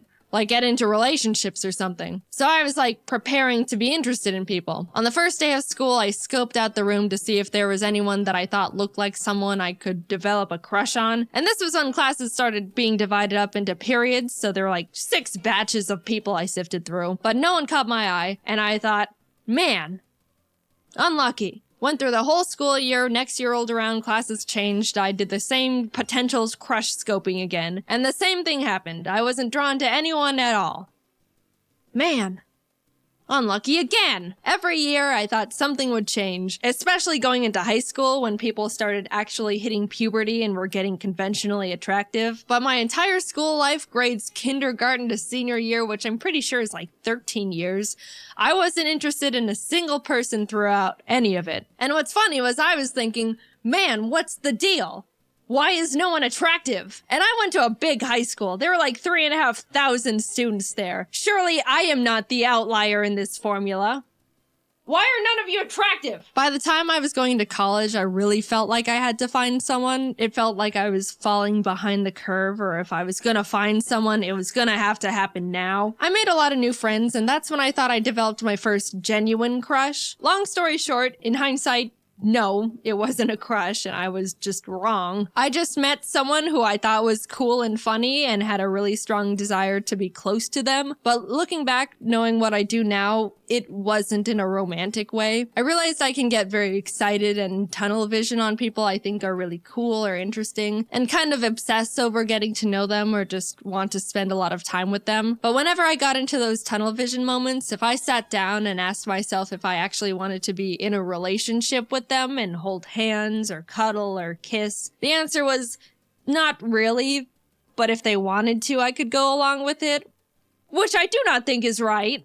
In my very old flirting video, which I refuse to rewatch, I think at one point in it I said something along the lines of, if you're interested in someone but they just want to be friends, I don't understand why some people can't deal with that. And that was primarily because I didn't realize there was an emotional difference between a crush or falling in love and just being really good friends with someone. So, oops, sorry for the bad take, I think. I really just thought having a crush on someone was wanting to be their #1 best friend.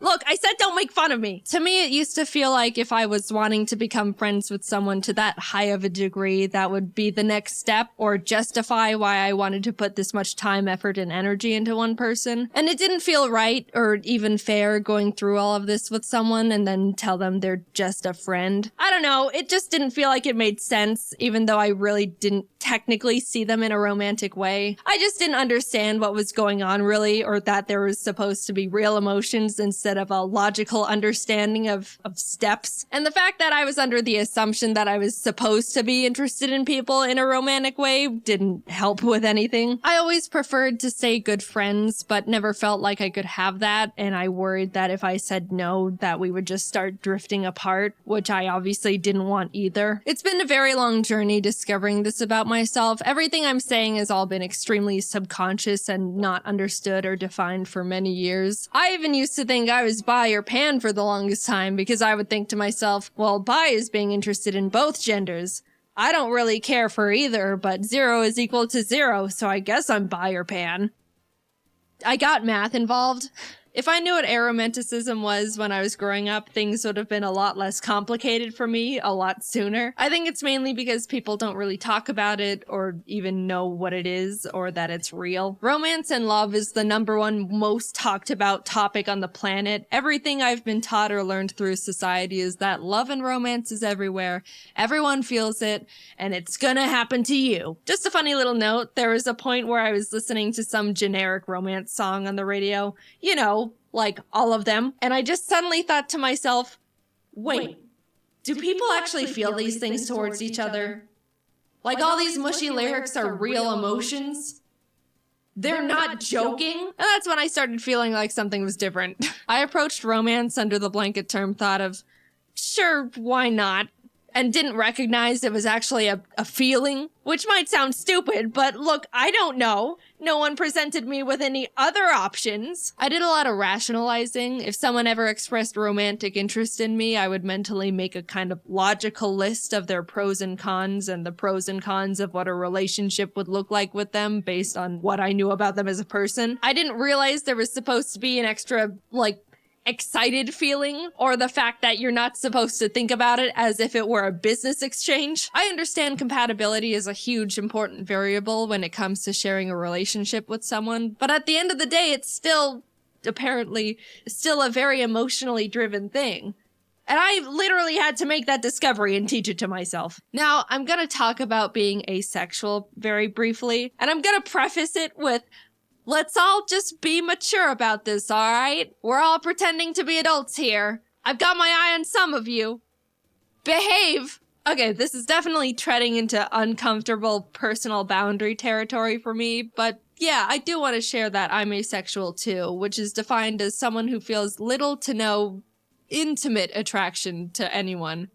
Look, I know we said we're all adults, but I'm still gonna dance around the vocabulary, alright? Yes, there's a difference between romantic and intimate attraction. Little side note, I will say you can experience romantic attraction to someone but no intimate attraction, or you can experience intimate attraction but no romantic attraction. You can be one and not the other. It's not necessarily a package deal. Most people feel both, and I do not feel either. Anyway, I have never been magnetically attracted to the look or shape of a single person in my entire life, and did not realize it was a real thing until very recently. I'm able to identify when someone looks conventionally attractive, like by textbook definition, but I never realized people are genuinely drawn to people they think are attractive. I didn't know that people could just see someone and be like, wow, they're gorgeous. I would love to get to know that person, or maybe go on a date with them, or whatever else you people do.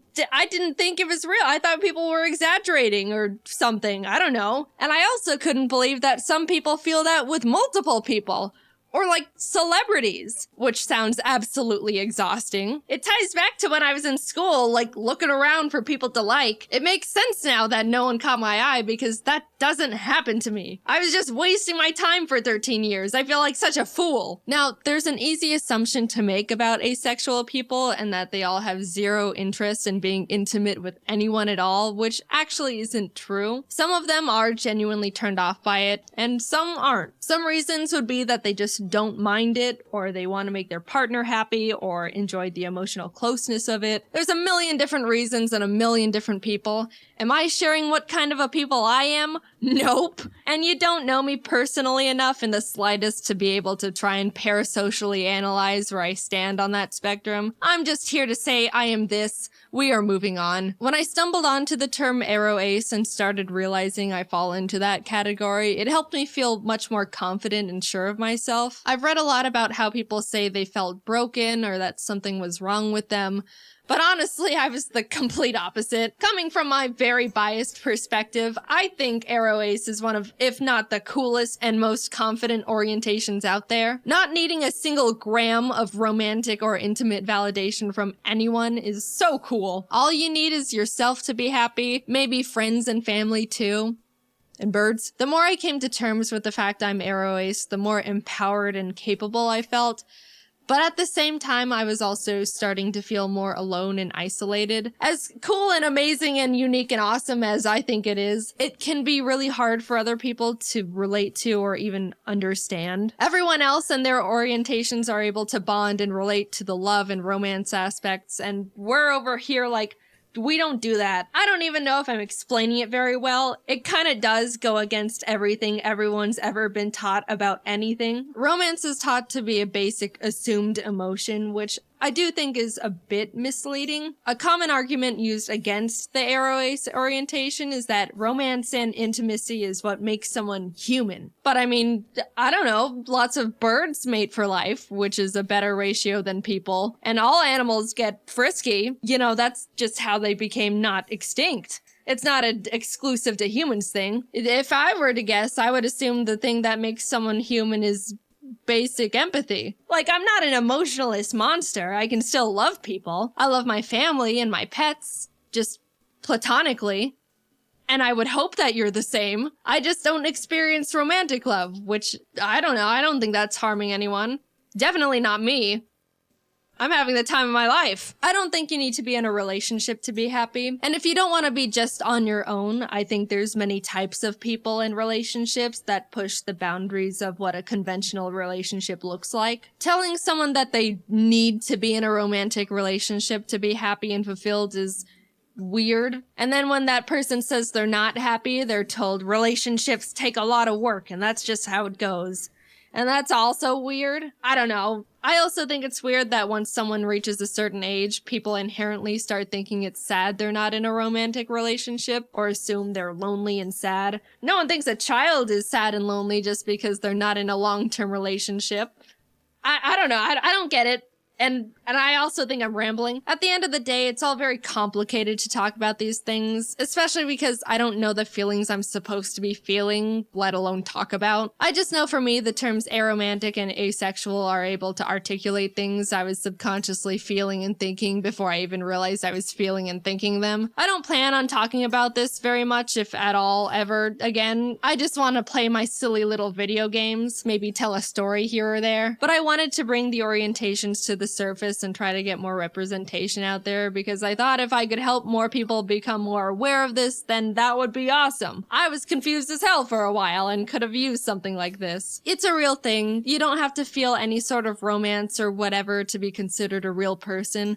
Personally, I think it's really cool and badass. And don't be afraid to look more into aromanticism or asexualism if any of what I said in this video resonated with you to any degree. Like I said, this is all very surface level stuff. They're both much larger spectrums than you'd think, and maybe you fall under some umbrella category with them.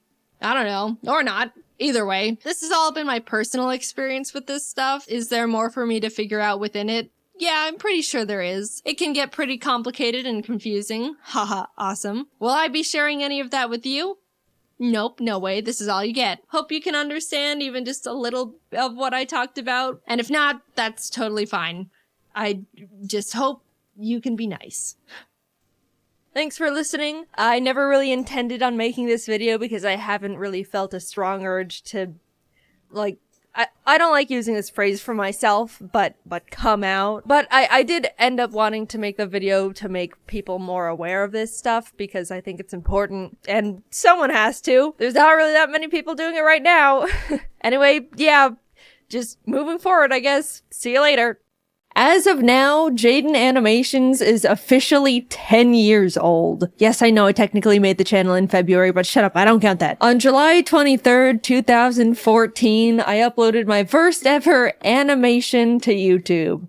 Hey everyone, my name is Jaiden, and welcome. Alright, that's enough, you get the point. It's kind of old news that a lot of content creators have started retiring, especially after hitting the old 1-0. Making content on YouTube for 10 years has significantly changed the entire trajectory of my life. I started Jaiden Animations when I was 16. At the time, I was super shy, quiet, anxious, knew nothing about the world. I could count the number of friends I had on one finger. But not in a sad way, I liked my simple little life. For the longest time, I didn't even realize YouTube had channels or that people were uploading things like vlogs and series and skits. I mean, it was definitely less established at the time compared to now, but I saw YouTube as just the place to watch funny cats and compilations of people getting hit in the crotch. The way I found out about this whole online world was after coming home from school one day to find my laptop not turning on.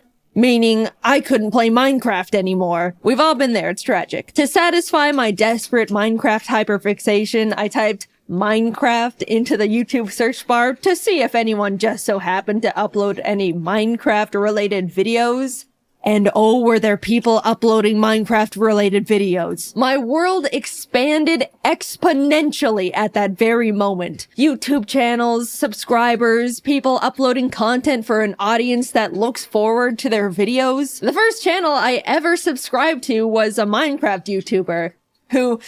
I don't even, I'm blanking on the name, but I was now aware of YouTube as an actual community beyond funny fail compilations. Watching videos became a huge part of my day-to-day life. I'd put stuff on when I wanted to relax, laugh, needed background noise. If I was having a tough day, I would lock myself in my bathroom, lay on the floor, and watch videos on my phone, and I'd feel better. Even before making content myself, YouTube was an essential part of my life. I branched out from Minecraft to general gaming videos, even the occasional vlog series, until I stumbled upon a very special video in my suggested feed. An animated story time from a YouTuber called Domix. It was his emails video, I remember it so clearly. After watching it, I immediately binged his whole channel. I loved his animated stories, they made me laugh so much. For the first time ever, I thought to myself, I want to do stuff like that. I want to animate. And around the same time, I was really into Aya's Cupquake's Minecraft Oasis series and had even sent in a few fan arts I drew for her. She posted a couple at the end of her videos, which genuinely made me so extremely happy. I was totally freaking out. Anyway, in one of the episodes, she mentioned that she wanted to find an animator to animate some of her funny Minecraft moments. And suddenly, I saw the stars align in front of me. I sent her a little message attached to another fan art, basically saying, "Hi Cupquake, I'd love to animate for you if you're interested." And she ended up reaching out and was like, "Hey, we love your style and would love to work with you. Do you have an animation portfolio we can look at?" To which I responded with, so I've never actually animated before. But I'm learning, and honestly, they shouldn't have hired me. I wouldn't have hired me. But somehow I had secured my first animation job. And for my favorite YouTuber, this was by far the biggest thing to ever happen to me at the time. I wanted to make the best animation they could ever ask for. Now, I just had to learn how to animate. No joke, I literally typed "how to animate" and Adobe Flash tutorial into the YouTube search bar. That's how I learned. No class or school or nothing. I vividly remember opening Adobe Flash for the first time and wishing I could just skip forward in time to when I already knew how to even use the program because I was so confused. Humble beginnings, what can I say? And honestly, that's all it takes. People ask me all the time how I learned to animate, how I do this and that, what program to use. But you already have the biggest source of free online information at your fingertips. Just type whatever you want to learn into the search bar and people will literally teach it to you, no strings attached. While working on the animation for Cupquake and her husband Red, I talked to them about how I also wanted to make YouTube videos, that I wanted to animate little stories but was too nervous. They were both really supportive and encouraging, saying they'll put a link to my channel in the description of the animation to help me and stuff. I'll be completely honest, if Cupquake and Red didn't hire me and offer to help give me that initial initial push to start a YouTube channel, I wouldn't have made Jaiden Animations. Like I mentioned, I was quiet and soft-spoken. I didn't even get picked on because nobody knew anything about me to bully me with. They had nothing. In what world would a tiny little 16-year-old dust mite of a girl feel confident enough to start an animation YouTube channel where she talks about her life? Especially for what would be a single-digit amount of people for who knows how long. I'll tell ya, she does it in a world where she feels encouraged and inspired by the people she looked up to. There's so many timelines where none of this ever happened. So much had to come together just for me to start. And against all odds, it did. I finished the animation, they posted it, and I spent pretty much the entire month reading every single comment. Everyone loved it, it was doing really well. I remember messaging Cupquake a giant soppy thank you paragraph when the video hit 1 million views. By the way, the entire animation was made on only 3 layers because any more would make my brain confused. I genuinely cannot believe they hired me. At the same time, I posted my very first video as Jaiden Animations, introducing myself and announcing that I'm gonna try out making animation videos. It's funny looking back at because if you don't know all the context, you'll watch my first video and be like, who is this dumbass talking to? She just started the channel. There's no audience yet. The shout out Cupquake gave me in the description gave me the boost I needed to shake the second thoughts. I gained 2,000 or 3,000 subscribers right out the gate, and ever since then, I wanted to keep making more content, and I was really, really excited about it. I made more animations for Cupquake for a couple of years alongside posting my own stupid little videos until eventually parting ways with them to focus entirely on Jaiden Animations. Working with them was amazing, and those animations did overwhelmingly well at the time. Like, I look back and am still shocked. I apparently peaked with that damn 2014 FNAF animation. Come on, Nuzlocke. Surpass it, please! Free me from these shackles! By this time, I was in college now, and even though I wasn't able to post very much at all, things were doing really well. I remember sitting on the top of my dorm bunk, secretly celebrating hitting 100,000 subscribers, a milestone I was beyond thrilled about, and honestly was my biggest goal at the time. Somehow, my roommate ended up finding out about it and immediately told every single person on our floor, which embarrassed the hell out of me. But at the same time, I was sheepishly proud of myself that people thought what I was doing was cool. Along with new experiences, for the first time ever, I was making online friends and becoming part of a growing little animation community. Cypher Den, Tony V Toons, Lightsen. I even stumbled onto James randomly after being recommended his ASMR video. I specifically remember going through his channel and thinking, I can't believe this guy doesn't have more subscribers. He's so funny. And well, would you look at that. After finishing my first year in college, I ended up talking to my parents about taking a gap year to see where all this YouTube stuff could go. They were, of course, hesitant at first. Making videos on YouTube for money? Can you even do that? But eventually agreed and have been my biggest fans ever since. I was officially doing YouTube full time. I don't really know what happened, but a few months later, James started blowing up. In our little animation group chat, we were like, whoa, James, congrats, what's happening? And he was like, I don't know, oh my god. And then I started blowing up too, and suddenly the entire Storytime animation community was rising and thriving. It felt like we were strapped onto a rocket heading straight for the stars. People really loved watching Storytime animation. We went to our first ever VidCon, and there was a whole line of people that wanted to meet us, which is a crazy experience for our first convention ever. Since then, everything has kind of just been history. I kept posting, obviously, met new people, made incredible friends, started building my own animation team, learned a lot about the world, but most of all, being on YouTube forced me to grow thicker skin. I'm sure most of you can relate to some degree. Mindless hate, online arguments, people nitpicking and speculating that you're actually a horrible human being. Because of how normalized posting content is now with TikTok, Instagram, Twitter, YouTube, I'm sure everyone has gotten their fair share of the hate hammer. But 10 years ago, though, it was pretty much only big online personalities who were familiar with it, and it comes at you pretty fast. Suddenly, you have to figure out how to hide your personal information and tell family members to private their Facebook accounts, which they don't know how to do. Scary emails come in, uncomfortable comments, lots of uncomfortable comments. I got doxxed one time because someone speculated I was a narcissistic liar because I claimed to be shy and introverted, but would get loud sometimes when reading scripts. Also, fun fact, I never planned on being public with my full name, but the reason it got leaked is because my old high school published an online article about my channel and dropped the full government without my permission.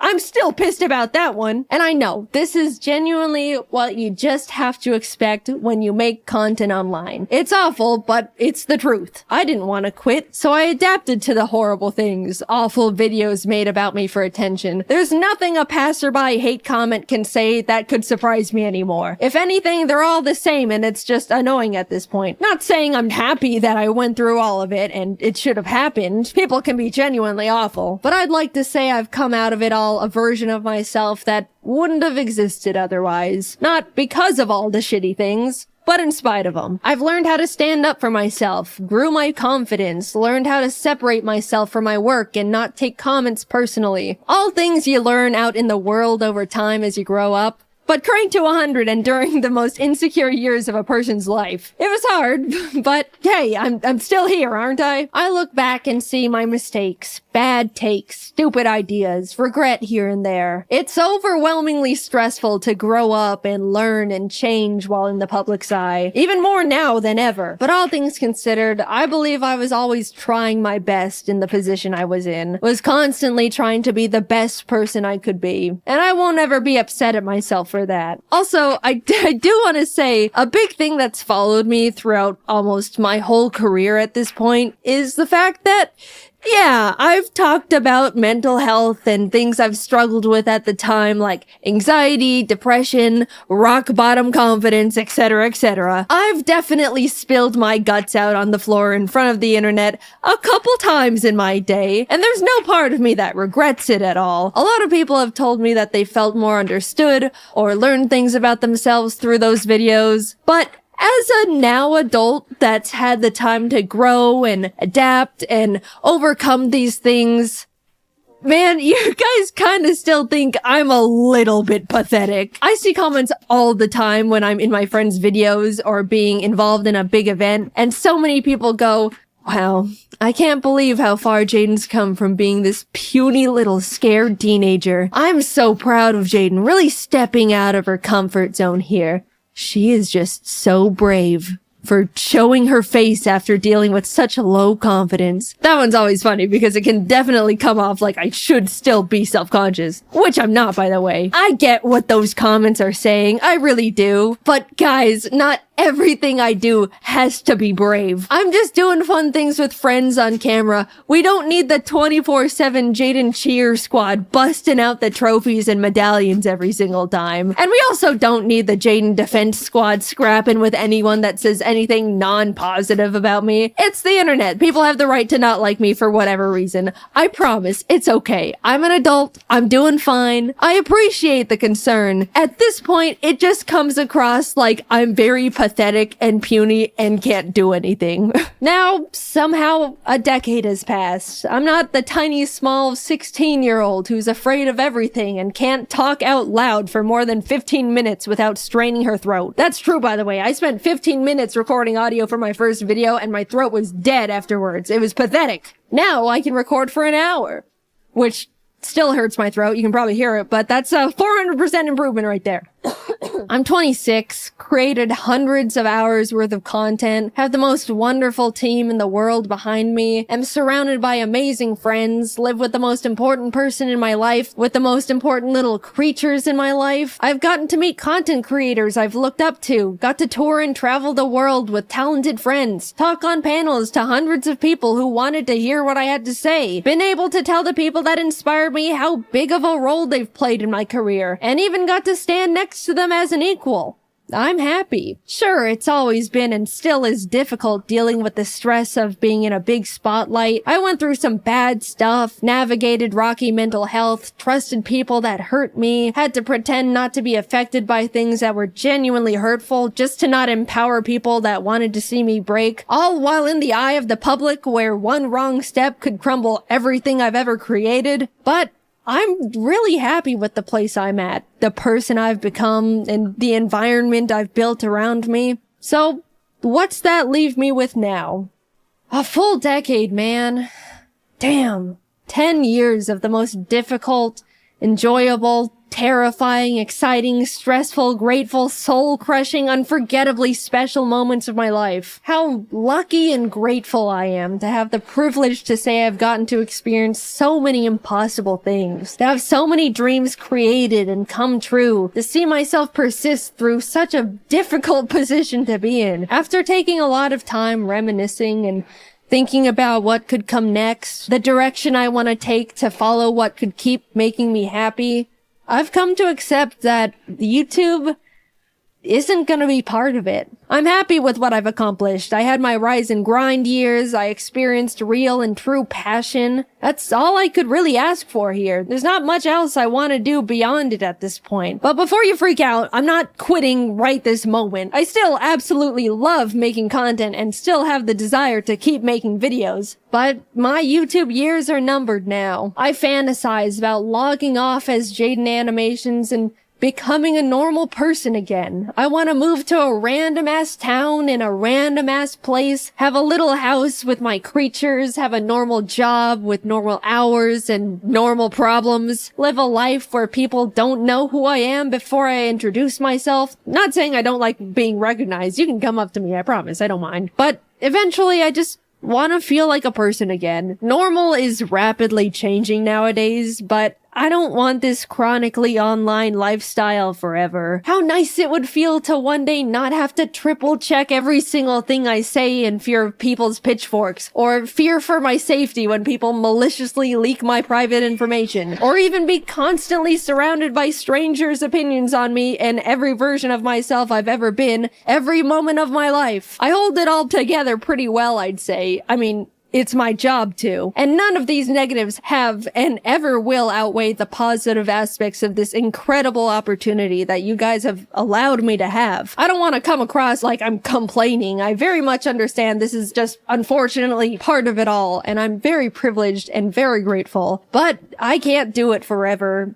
And I don't want to. I want to feel like I have the time and mental energy to pursue new hobbies, experiment with other things that can make me happy. Making content for YouTube never leaves my head. It's the case for every single content creator on the platform. There's no clocking out, there's no weekends, there's no breaks. You can't just leave an office and not think about it. You're constantly brainstorming ideas, managing everything, schedules, employees. Sure, you can work and live anywhere you want, go on vacation at any point, build your own schedule, but it's always there. Like a black hole in your mind. It's just so exhausting. I haven't felt like I can sit back and enjoy something in 10 years because I simply do not have the time if it isn't for a video. Yeah, that's just how self-employment works, but don't forget about all the other fun stuff I've already mentioned on top of it all. I don't know what I want to do career-wise after retiring from YouTube, but I romanticize the idea of just getting to rediscover myself. Maybe I want to learn how to make custom plushes and open my own little shop, take art commissions, be a teacher, maybe an art director. It's gotten to the point where I think about that little life every day, and I'm actively aiming and walking towards it with every decision I make. Oh, let me tell you, I genuinely cannot wait to live it one day. But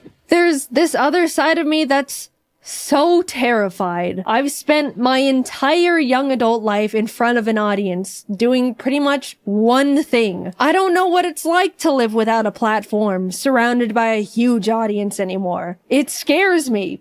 Like a lot. I don't want to need this, but I'm scared that I do. In some way. When the time comes, I'll definitely work on that fear in therapy or something, but I do think about it a lot. I'm not done with YouTube just yet. I still want to make animations and tell stories, animate little gaming videos. I still just love it so much, and I'm not going away just yet. Sorry to disappoint some of you. I just wanted to let you guys know how grateful I am that you've helped me be right here. I've gotten to meet hundreds of people who told me how much they liked my videos, felt inspired, discovered something about themselves, even did something as small as laugh at one of my stupid ass jokes. I can't wrap my head around the idea that a lot of you grew up watching my videos and are like functioning people in society now. That one always feels like... I know you're not calling me old, but you're calling me old. I'm grateful for all the art people have drawn for me. Even now, it's still so surreal. From the cute little doodles from kids to jaw-dropping, fully rendered pieces from artists of all ages. Like, you guys are better artists than me at this point. What do you mean I inspired you? Why does my art look like that then? The whole reason I show fan art at the end of my videos is because I look back at the feeling I got when Cupquake put my art in her videos, and I want to be able to give that back to other artists. People have told me they watch my videos to laugh, listen to while working, to feel better after a crummy day. All the ways I used to consume YouTube back in my day. Even though it's easy for me to tell myself, they're just little stupid videos I make. What's the big deal? It kind of also feels like I get to contribute to a cycle I used to be on the other side of and pay it back. I don't know, it just feels good knowing I've made stuff that's made people feel better in a way that other content creators used to make me feel better. I've rambled quite a bit, but thank you for letting me make these silly videos for 10 years. I never would have thought any of this could have happened to little old me, and definitely not for this long. I absolutely thought I would have been tossed aside and forgotten by now. I look back at when things were starting to roll, and I was like, I've got like a 3-year shelf life left. I'm forever grateful for you, my friends, my family, my team. I don't know what my life would have looked like if I didn't type Minecraft into the YouTube search bar when I was 14. Who knows how much more time we have with each other, but just know it has been and still is an honor to be here. And until then, I'll be doing my best to keep doing what I've been doing for 10 years and just make these silly little animations. You know, the timing is a little awkward to have just won a giant MrBeast YouTuber challenge that put a lot of eyes on my channel, only for the first thing for me to put out since winning is me talking about how I'm really tired and want to retire one day. That was not intentional, I'm sorry. But yes, the next video coming out will be about me winning the MrBeast Cube. We're still working on getting the money all set up to be given away, so you can stop emailing me asking for money. It's not gonna work like that. Anyway, thank you to everyone who's been with me at any point of my YouTube career. I've still got a little bit more juice left in the tank. I'm forever lucky to have lived the life I have and to continue living that life. And I appreciate you guys for sticking around. I'm excited to spend a bit more time with you all. So I'll see you in the next video. Bye-bye. When Carl Jacobs popped up in my DMs asking if I wanted to be in MrBeast's upcoming video, I'll be honest, my gut reaction was fear. MrBeast has basically become YouTube's own mad scientist. He can snap his fingers and shape reality at this point. Despite part of me thinking I should just stay in the comfort of my own home, I felt really honored to be invited and kinda just wanted to show up, say hi, and then realistically go home within the first round of eliminations. I accepted the ominous invitation, and before I knew it, was flying to North Carolina being handed a custom uniform, all before even knowing what I actually just signed up for. I didn't even know if there was a prize for the winner at this point. Walking into the green room, I was expecting to not know anyone, but to my relief, I saw a lot of familiar faces. I even used this time to ask MatPat what it was like to meet Scott Cawthorn, and he told me FNAF secrets. So already this trip was more than worth it. Eventually, we were herded down a long, mysterious hallway until we saw it. The MrBeast Cube. After everyone was filed inside, we were told the last person to leave the cube would be deemed the winner. And also win $1 million for their subscribers. This is for $1 million?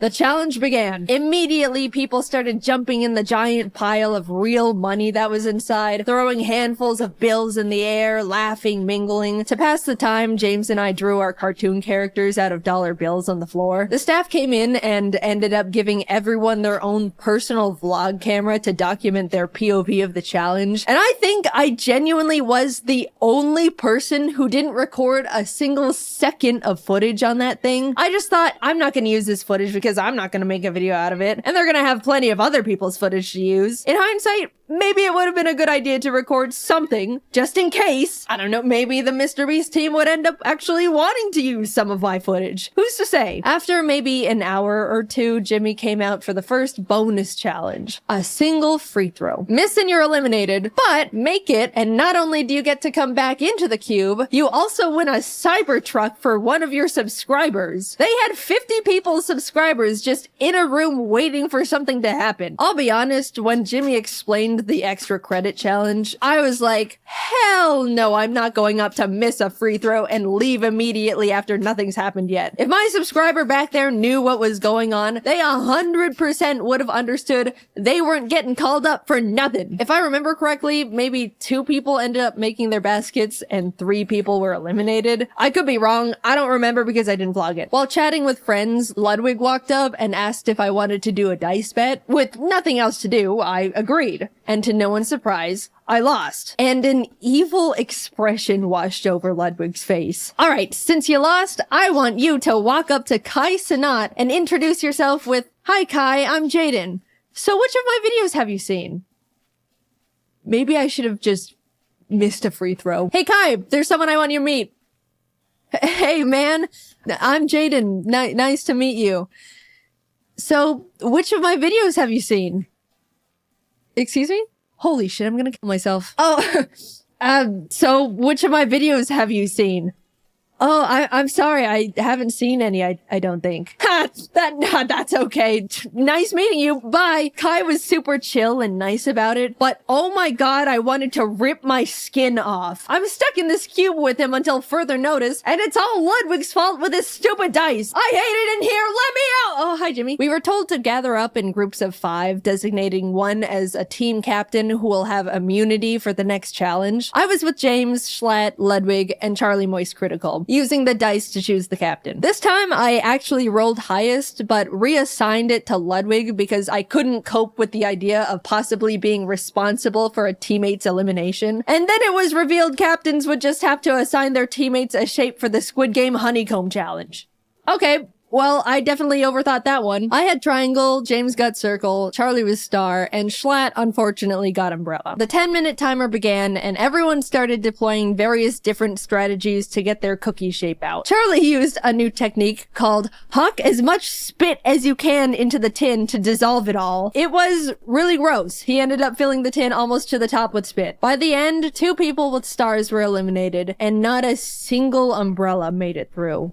Bye, Schlatt. It was very funny seeing MrBeast lift the lid off Charlie's tin and immediately reel back in disgust, though. A total of 14 out of 50 people have now been eliminated, leaving 36 people. Honestly, that was good enough for me. Losing at any point going forward was already further than I was anticipating. We were fed our little thing of rations and left to wait again. It probably doesn't seem like long in MrBeast's video, but it was like 9 p.m. by the time we began the second real challenge. After being directed to choose a partner, James and I shook hands, ready to take on the next game as a team, and froze as it was revealed we had just chosen our own opponent. Another Squid Game tactic. I probably should have seen it coming, I just didn't expect the double up. The Beast staff revealed the next challenge as they rolled in a giant Jenga tower. Winner stays, loser walks. Unfortunately, the very first game of giant Jenga between KSI and AJ ended up taking literally 2 hours. Doing the math in our heads, we all kind of figured we probably didn't have the time to play Jenga for the next 30 hours. But just as AJ won, KSI hoisted him over his shoulders and ran out of the cube. Huge drama! Everyone was freaking out. AJ was stunned. No one knew what to do. Was that legal? Can you just carry people out of the cube? Jimmy had everyone take a vote, and pretty much everyone opted to bring AJ back in. Yes, out of the kindness of our hearts, but also out of fear of being manhandled. So since Giant Jenga was a bust. Production ended up scrambling to try and find like 12 sets of normal Jenga at midnight in North Carolina. A feat that seems impossible, but I feel like Jimmy could just call up the president of Jenga and have it all delivered via helicopter within 30 minutes. It took a bit, but the slightly larger than normal, yet still reasonably sized Jenga towers were all set up. As our game was going on, James and I ended up making a pact that whoever was eliminated would relay to the outside world that the other was okay, because we didn't have our phones, by the way. Our friends only knew we were in the Mr. Beast cube and haven't responded for 14 hours. Our game of Jenga was pretty intense. Eventually it got to the point where as I was watching James pull out a final piece, I realized there wasn't any left for me to safely remove. I'm about to be eliminated. And a flash of bliss washed over me. Sure, I'll be gone, but that's okay. I'll be set free into the outside world again. The cube is harsh, unforgiving. It's taken so many of my friends from me. The glass floor is hurting my butt. I'm ready to go now. And deeper into the trenches I went. James being eliminated meant I was moving on to Cube Day 2. What a miracle. Watching the rest of the Jenga games was like watching an active war zone. People were focusing, cheering, sweating, praying. Towers were falling one after the other at the feet of now eliminated players. It was brutal. And also still taking way too damn long, man. Can I go to bed? The last game left to finish was between Quackity and a popular Brazilian creator, Enaldino. Apparently, when it was revealed the challenge was Jenga, Enaldino turned to Quackity and admitted he was a Jenga pro. Quackity had never played. Not the situation you want to be in. Quackity half-jokingly asked Enaldino if he wanted to play rock, paper, scissors instead, to which he replied, no.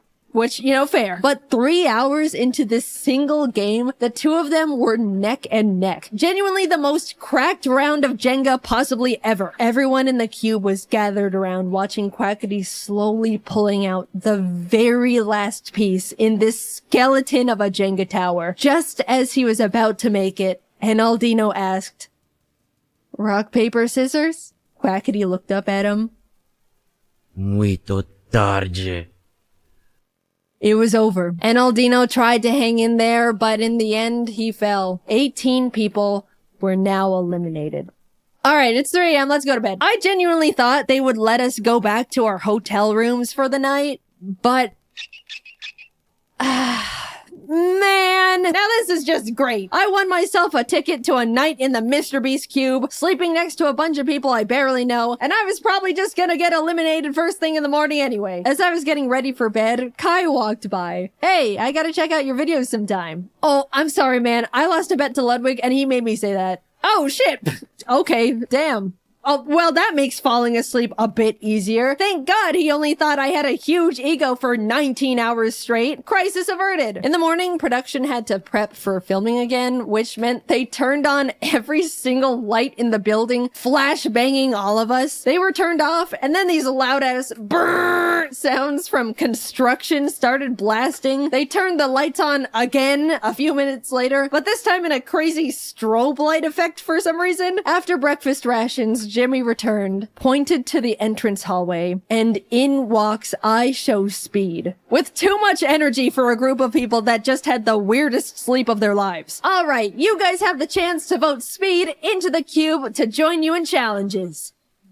The kind thing to do was to let him in, but we all just survived trenches no one could even understand. We were trauma bonded together.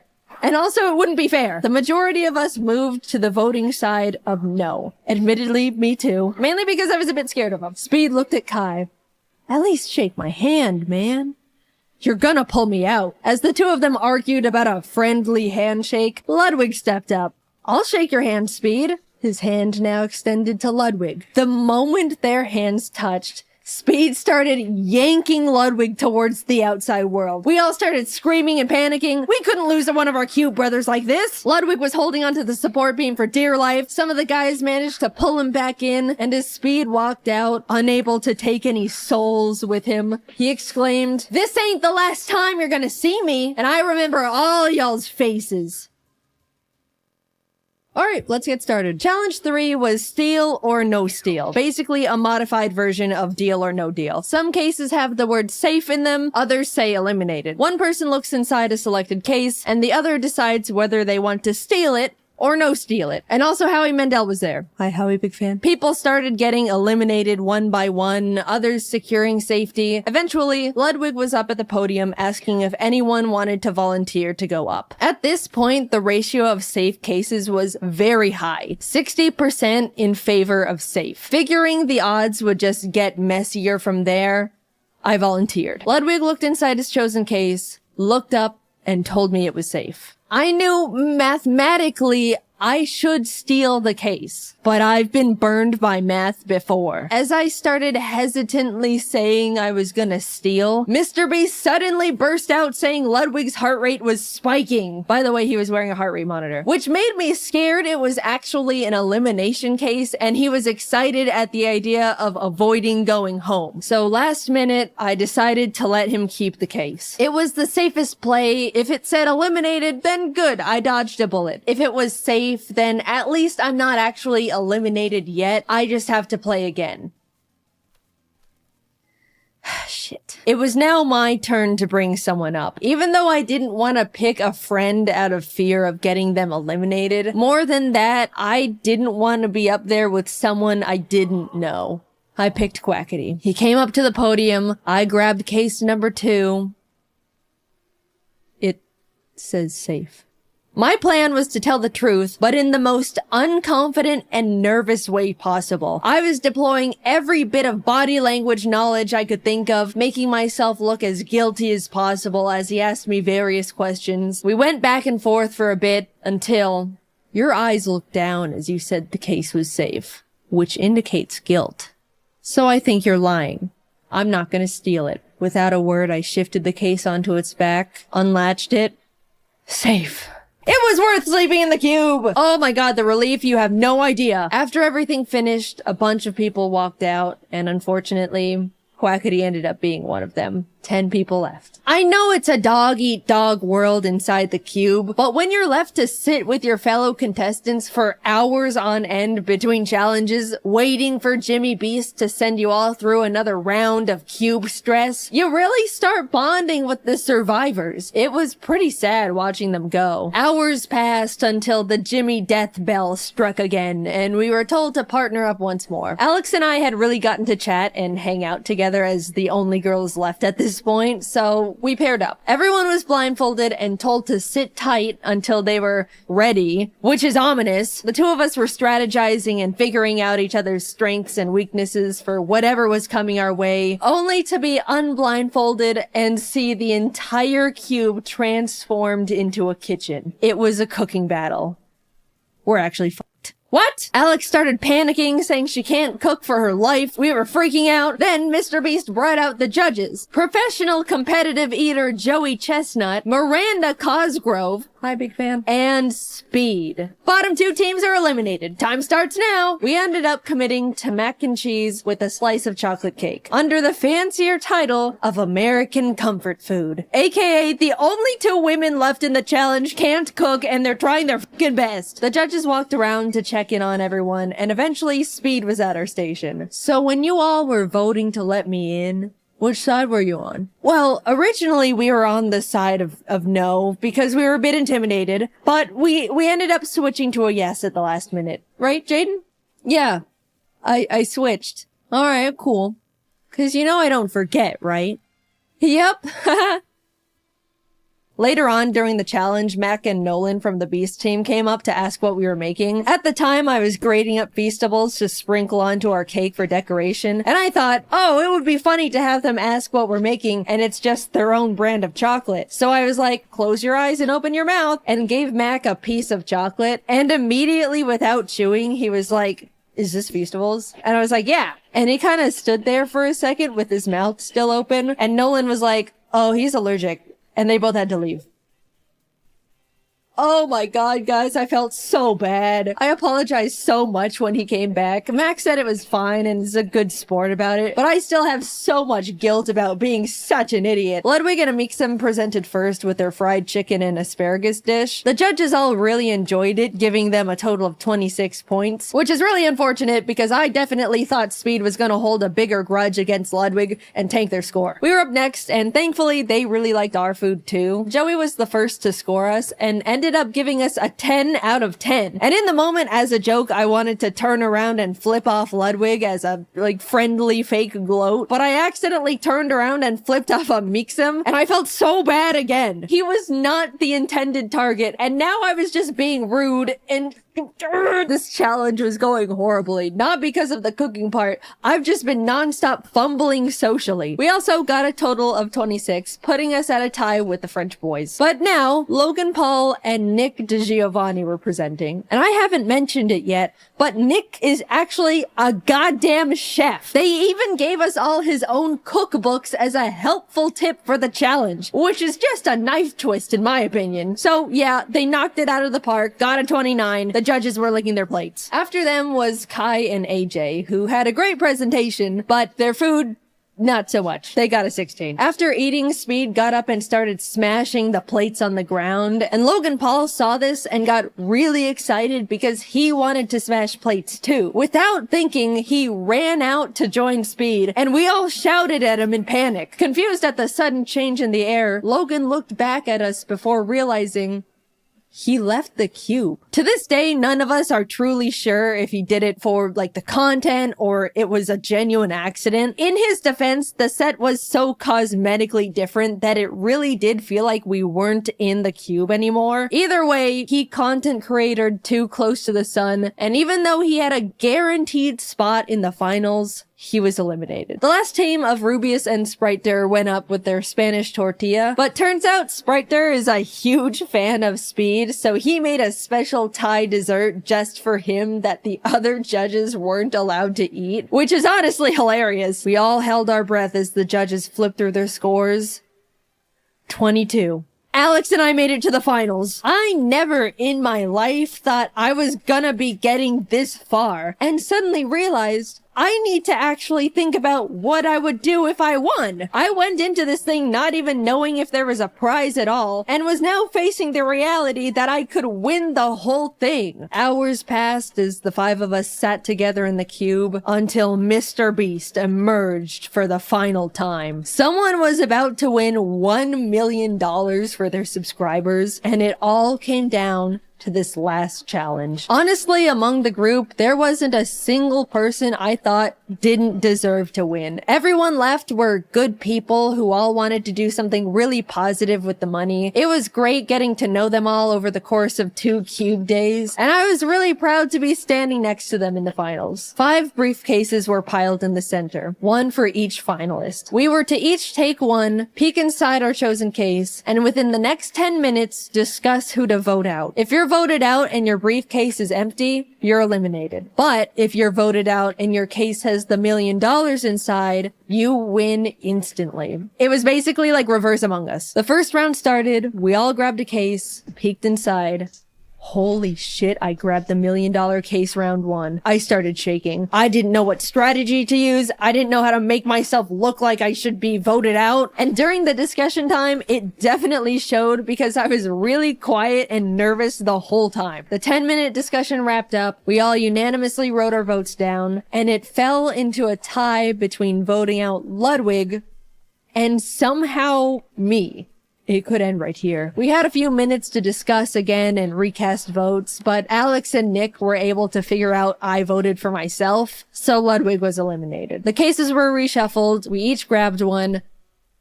I pulled it again. In that moment, I froze. Since I was in the hot seat last round, I was probably gonna fly pretty under the radar this time. Someone else is gonna be voted out, and I statistically will not see this case ever again. If I'm not voted out here, I basically lose. The second round began and it was pretty much a blur from there. I was trying to talk more because being quiet last round got me found out, but was still flying 2 under the radar. Amidst trying to keep up with the conversation, strategize, and hold myself together, I couldn't find my win con. But with a few minutes left, Amixem said something that I think shifted the entire game.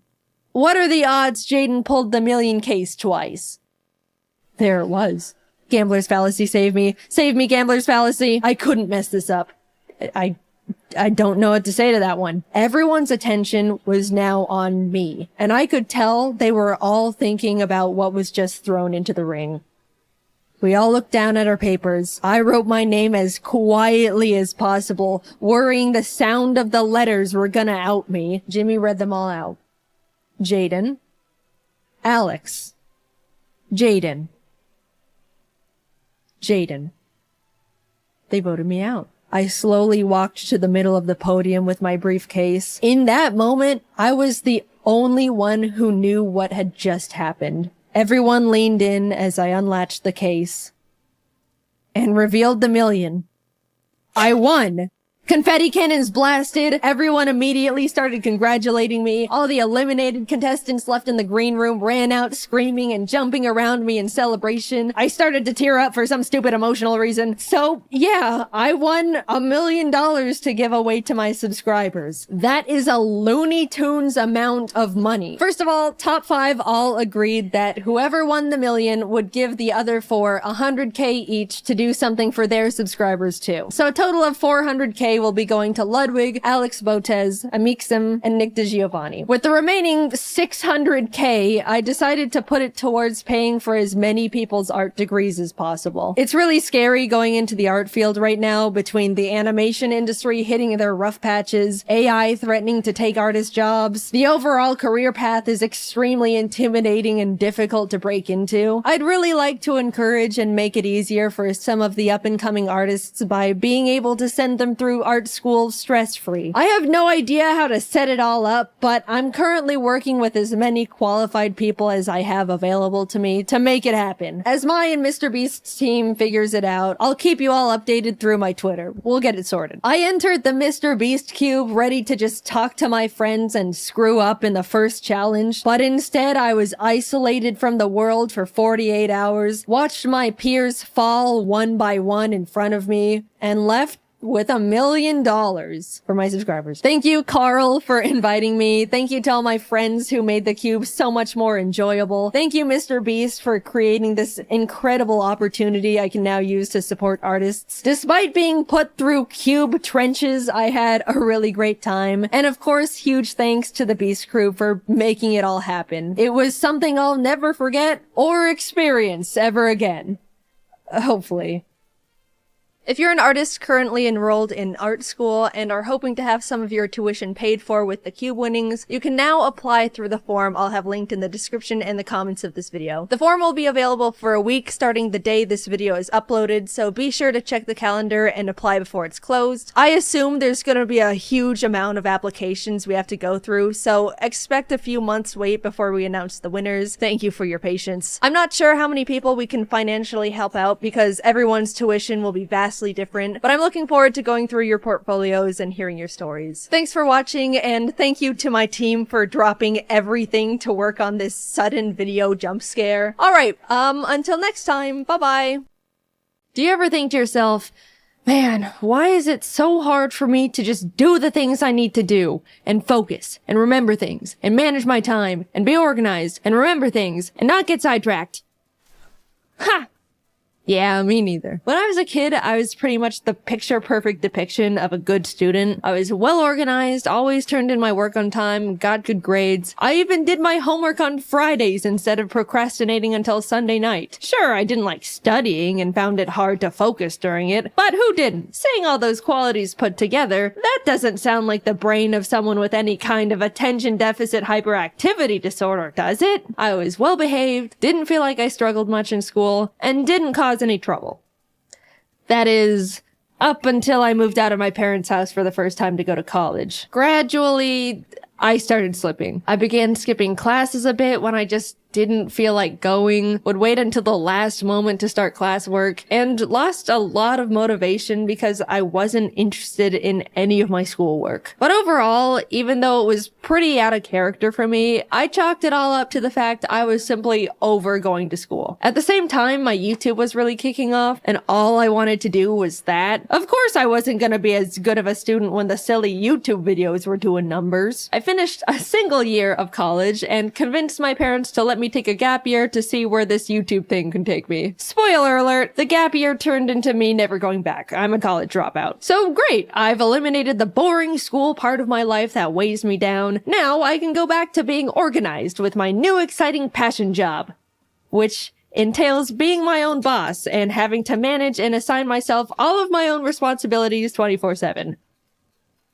Why are the voices not getting quieter? It's almost like everything was going backwards. I was having a much harder time staying organized and focused. If I didn't want to do a certain type of work, I would have to shackle myself down in basically an isolation chamber to be able to get it done. If I found a new interest, it was all I could think about. And why is it so easy to suddenly be on your roof watching a YouTube video on how to know when you need new shingles? I really didn't get it. Child me had it held together more than current me. What went wrong? I could look back and recognize how everything used to be so perfect and easy. Look at tiny Jaiden and all her ducks in that row. I used to color code every single binder I owned, and now I don't even know where I placed the $20 I literally just had in my hand 3 minutes ago. I haven't even left the room. Genuinely, where could it can go? Despite feeling like I was downward spiraling for multiple years, I never suspected it could be something related to a genetic neurodevelopmental disorder. I just thought I wasn't trying hard enough and being lazy, or applying myself like I used to. Oh, the woes of turning into an adult, I suppose. Maybe the best years of your life truly are in high school. How upsetting. I didn't even enjoy those either. But then one day I got a text from my brother. I got diagnosed with ADHD. It was a pretty big surprise for me because growing up, he never really seemed to show any of the typical symptoms you associate with ADHD. You know, people would always describe ADHD to me as super hyper kids who would run around the room and scream and generally be a lot. That wasn't my brother. He was quiet and well behaved like I was. But when he started explaining his symptoms, the gears started turning. Yeah, I've always struggled a lot with focusing in school and having things hold my attention when it's boring. But like, I could hyperfixate on things I'm interested in and get really passionate about that stuff. Hearing him talk about his personal symptoms of ADHD made a lot of sense, and I felt very freshly educated on the topic. And you'd think that I would immediately start looking into getting a diagnosis for myself, because if you were paying attention, my brother's experiences all sounded very similar to the same struggles I've been having in my own life, but related to work instead of school, because I dropped out. But nope, I was just like, good for you, bro. Happy for you. Or, I'm sorry, I don't know. Anyway, back to struggling to simply open up my drawing program as if 2 blocks of iron were welded to my wrists. Imbalance of brain chemicals? Nah, this just happens from time to time. It's normal. Just the laziness kicking in. I hate Mondays, am I right? Even though I didn't instantly think there was a possibility of me also having ADHD, the mental seed was planted. It's genetic, so I knew subconsciously it ran in the bloodline. It took a few years after my brother was diagnosed for me to really sit down with myself and consider that I, too, could have ADHD. Shocking revelation, I know. Foreshadowing, where did you come from? Things in the focus and productivity department were just getting worse and worse. I had the attention span of a cartoon dog, would completely forget things as soon as they entered my head, would hyperfixate on random stuff like an addict, and there was constant civil war happening inside my head to get one thing done, even though I knew it would only take like 15 minutes. You don't understand.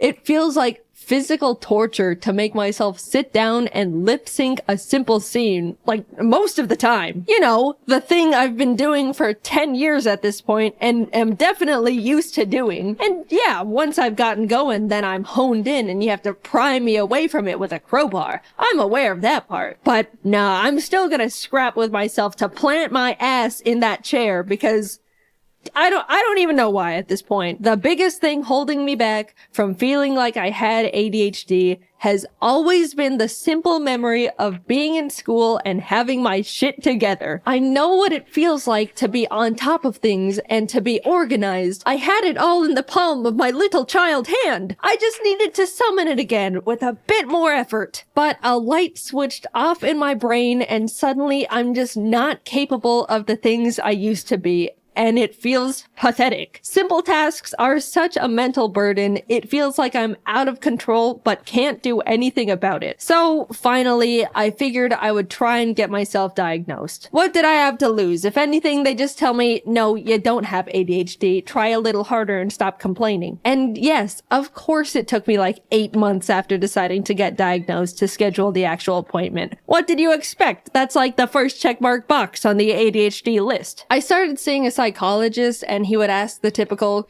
do you have a hard time focusing? And I'd go, yeah, like this one time yesterday, and then he writes something down as I continue rambling on this hyper-specific example way too long for a neurotypical person. I met with him for a few weeks and then it came down to diagnosis day. The nerves, man. I was so ready for him to say I'm a normal person who needs to suck it up. But instead, he was like, okay, so yeah, you definitely exhibit symptoms of someone with the inattentive type of ADHD.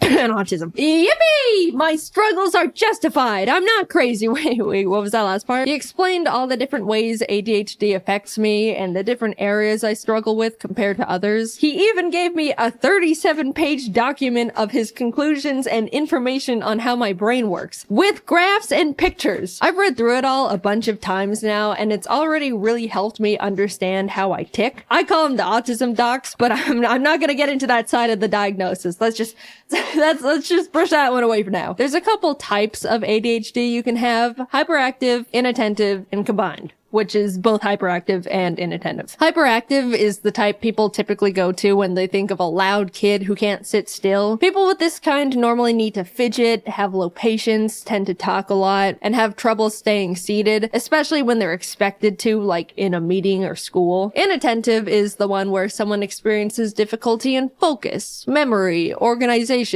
has a low attention span. That's the one I have. It's self-explanatory, but if you have the combined type of ADHD, then you got it all. ADHD jackpot right there, my friend. I brought up during the appointments that I used to be such a good kid in school with seemingly zero ADHD symptoms, and how that part has always confused me. And he had a couple hypotheses about it. One, since my mom has always been a big source of my organizational influence, I was able to depend and lean on her for the majority of my school life for it. I felt like I was naturally capable of staying on top of things because she was right behind me the whole time, reminding me and guiding me through stuff. So when I moved out, everything started crumbling, which lines up pretty perfectly to when I did start struggling. Another explanation he gave was the fact that ADHD affects women differently than men, which is also less researched. Love to hear that one. Not only do women tend to be able to mask their symptoms better than guys, so it goes much more unnoticed, but they also experience ADHD differently.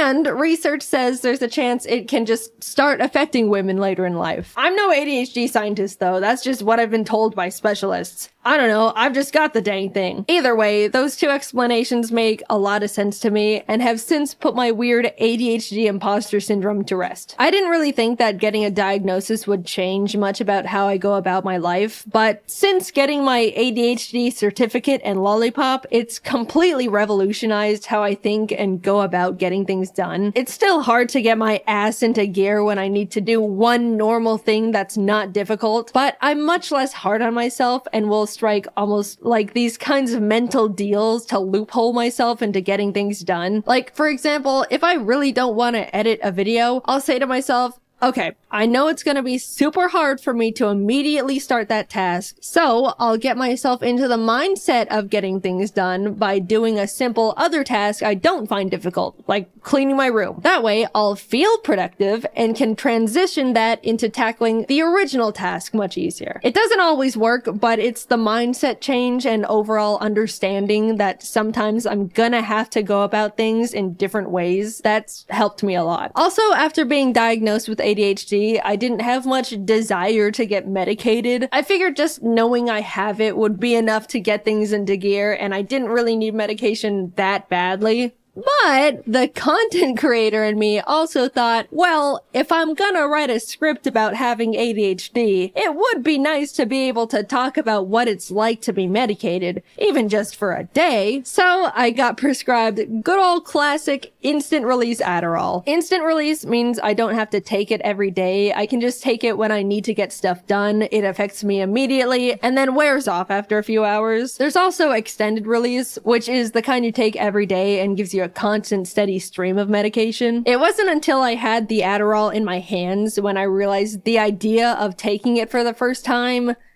made me nervous. Like, what is this thing gonna do to me? I have so many friends with ADHD, honestly a higher ratio than friends without it. That's how it goes in content creation. All these MFs have it. They were all telling me that it's awesome, how you'll take it and immediately feel like a god, and you can do anything and it's incredible. And yeah, that sounds great, but also like, what the hell? What do you mean I take this little pill and suddenly all of my problems seemingly disappear and I gain superpowers? That's scary. That sounds like the thing every adult in a 20-mile radius warned us about when we were kids. Am I gonna feel like a completely different person? I don't know if I'm ready to experience immortality. I put off taking Adderall for so long because I was irrationally scared of the tiny blue pill, but coincidentally, I really needed to get a script done. If I take too long to write a video script, then the team runs out of work to do, and then I have a bunch of people sitting around and waiting for me to give them more work so they can pay their bills and survive and stuff. But for the freaking life of me, I just could not get myself to sit down and write that script. My body and soul found it mentally easier to backflip off a bridge than write words on the computer. After literally 2 months of my brain going, ooh, you better write that script. I won't let you enjoy a single moment of your life if you aren't writing that script. I don't wanna. Get up, go to the bridge. After that constant loop, I finally swallowed my fears and took my first Adderall. I had talked to James a lot about what Adderall is like since he's been on it for a few years now. And after I took one, I was messaging him like, I did it. I ate an Adderall. How long does it normally take to start? How do I know? What do I do? And he was helping me a lot and giving me tips. Then, like 20 minutes later, I felt it. All the non-stop thoughts going on in my brain went silent. I could think clearly and in like a line. My mind wasn't racing a mile a minute. I was able to sit behind my laptop and write. It was incredible. I was messaging all my friends about it the entire time. I can write my script and not get distracted. I don't have to take a mental break every 10 minutes. I can remember things. Kelsey sent me a message and I thought, I'll check that in a bit. And I remembered to check it in a bit. And respond! When I opened a new tab to look something up, I didn't go down a random unrelated rabbit hole. I picked up my phone to check something and didn't impulsively scroll Twitter for an hour. I can write words so easily. How am I doing this? What do you mean I can feel like this whenever I want if I just eat the tiny blue pill? I refuse to believe regular people can function like this on a day-to-day basis. No way. It wouldn't be fair. You guys don't have loud, non-stop voices in your heads preventing you from doing normal things? Come on, just admit it. You can't pick something up and immediately keep remembering what you were supposed to be doing with it. You always forget and feel crazy. Come on. Come on. I was so suspicious that on Adderall, either nothing would happen and I just wouldn't feel anything, or I would feel like I'm a totally different person experiencing some higher than life manic episode. But no, I just felt like myself, but with my shit together. And that's the part I couldn't believe. After 2 months of war, I finally was able to plant myself down and write my damn script. You wanna know what script I wrote while experiencing Adderall for the first time? This one. I was struggling to write a script about ADHD, and the thing that finally pulled it out of me was Adderall. Come on, you gotta admit that's funny. Yeah, it was great. I didn't think my head was loud before, or I was that impulsive, or had that hard of a time focusing. But now that I've been able to peacefully sit in one spot for hours and not need to take a break, or check social media, or get distracted by some stupid tangent I don't actually care about, yeah, this changes things. I still can't believe what I was able to accomplish. Writing a script in 3 hours. compared to my typical 12 hours, aka one mediocre thing with no struggle at all. And you want to know what I did right after I wrote this script?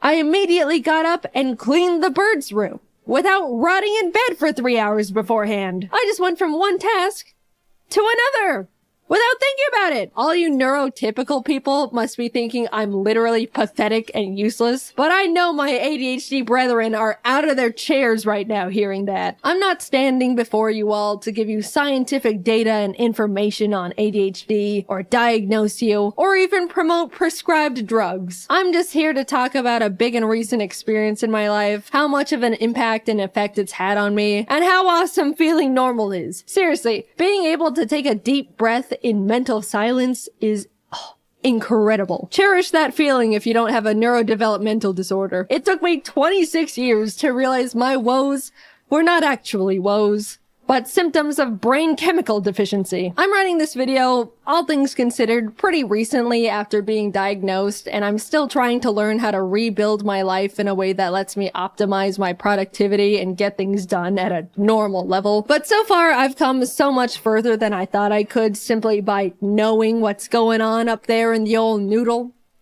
And Adderall. If you're on the fence about being diagnosed with something, I get it. It's scary. It's scary to think you might have it, and it's also scary to think you might not have it. It's an odd place to be. But for me, having a concrete answer from a professional is what got me to finally stop feeling stuck in place and actually start moving forward again. It's been great. I'm excited to keep learning more things about how my mind works and find new ways to improve my day-to-day life. Cheers to getting normal shit done.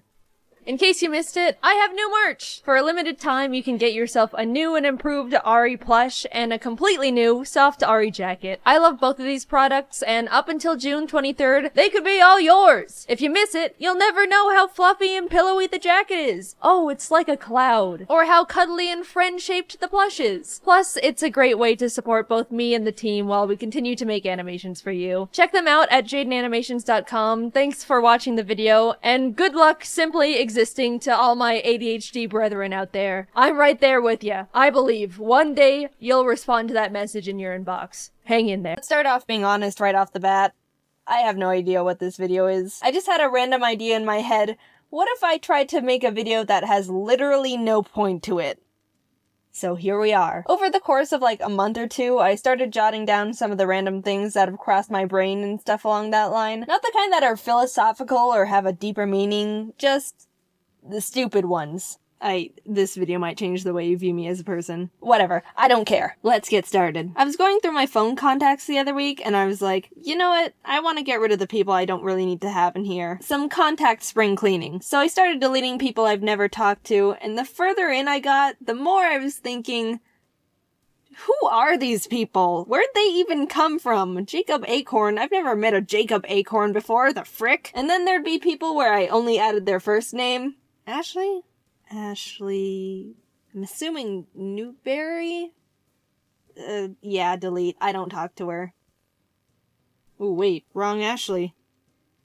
Well, I accidentally just permanently erased some other Ashley from my life. Also, that whole process made me realize I have way less friends than I thought I did. Like, I didn't have too many to begin with, but I deleted a lot more people than I thought I would, and my contact list is far smaller than it was before. What if dogs were the humans of the earth? Like, instead of a human society, it was dogs. What would they create? Would they build a government? What would their education system be? Would they create dog hobbies and dog sports? I'm not talking about the typical throwing frisbees and tennis balls. Maybe they'd create a game where they wear face harnesses with a scoop that can hold a ball, and they have to toss the ball into a hole on opposite sides of the court, each hole providing a different amount of points depending on its difficulty. Kind of like soccer or football combined with basketball. And there's teams, so they need to strategize and work together to win against the other dogs. Would they create art and music and invent things? Do they have passions that we couldn't think of? Like, if humans were just a wild animal, it would be much harder for us to realize that, say, playing a saxophone was your passion, because,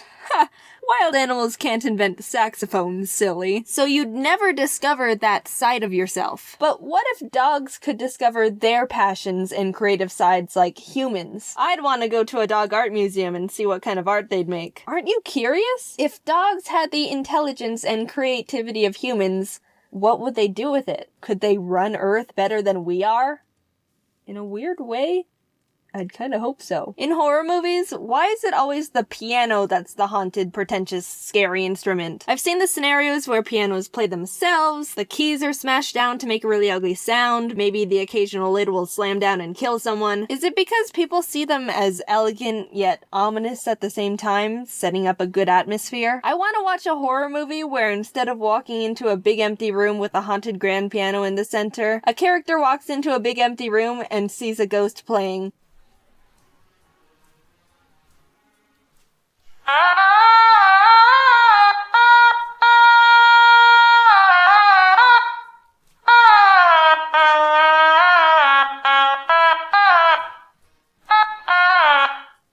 I'd be much more engaged in a movie like that.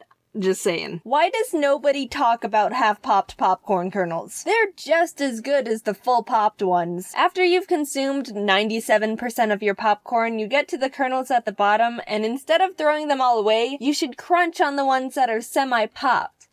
Heck!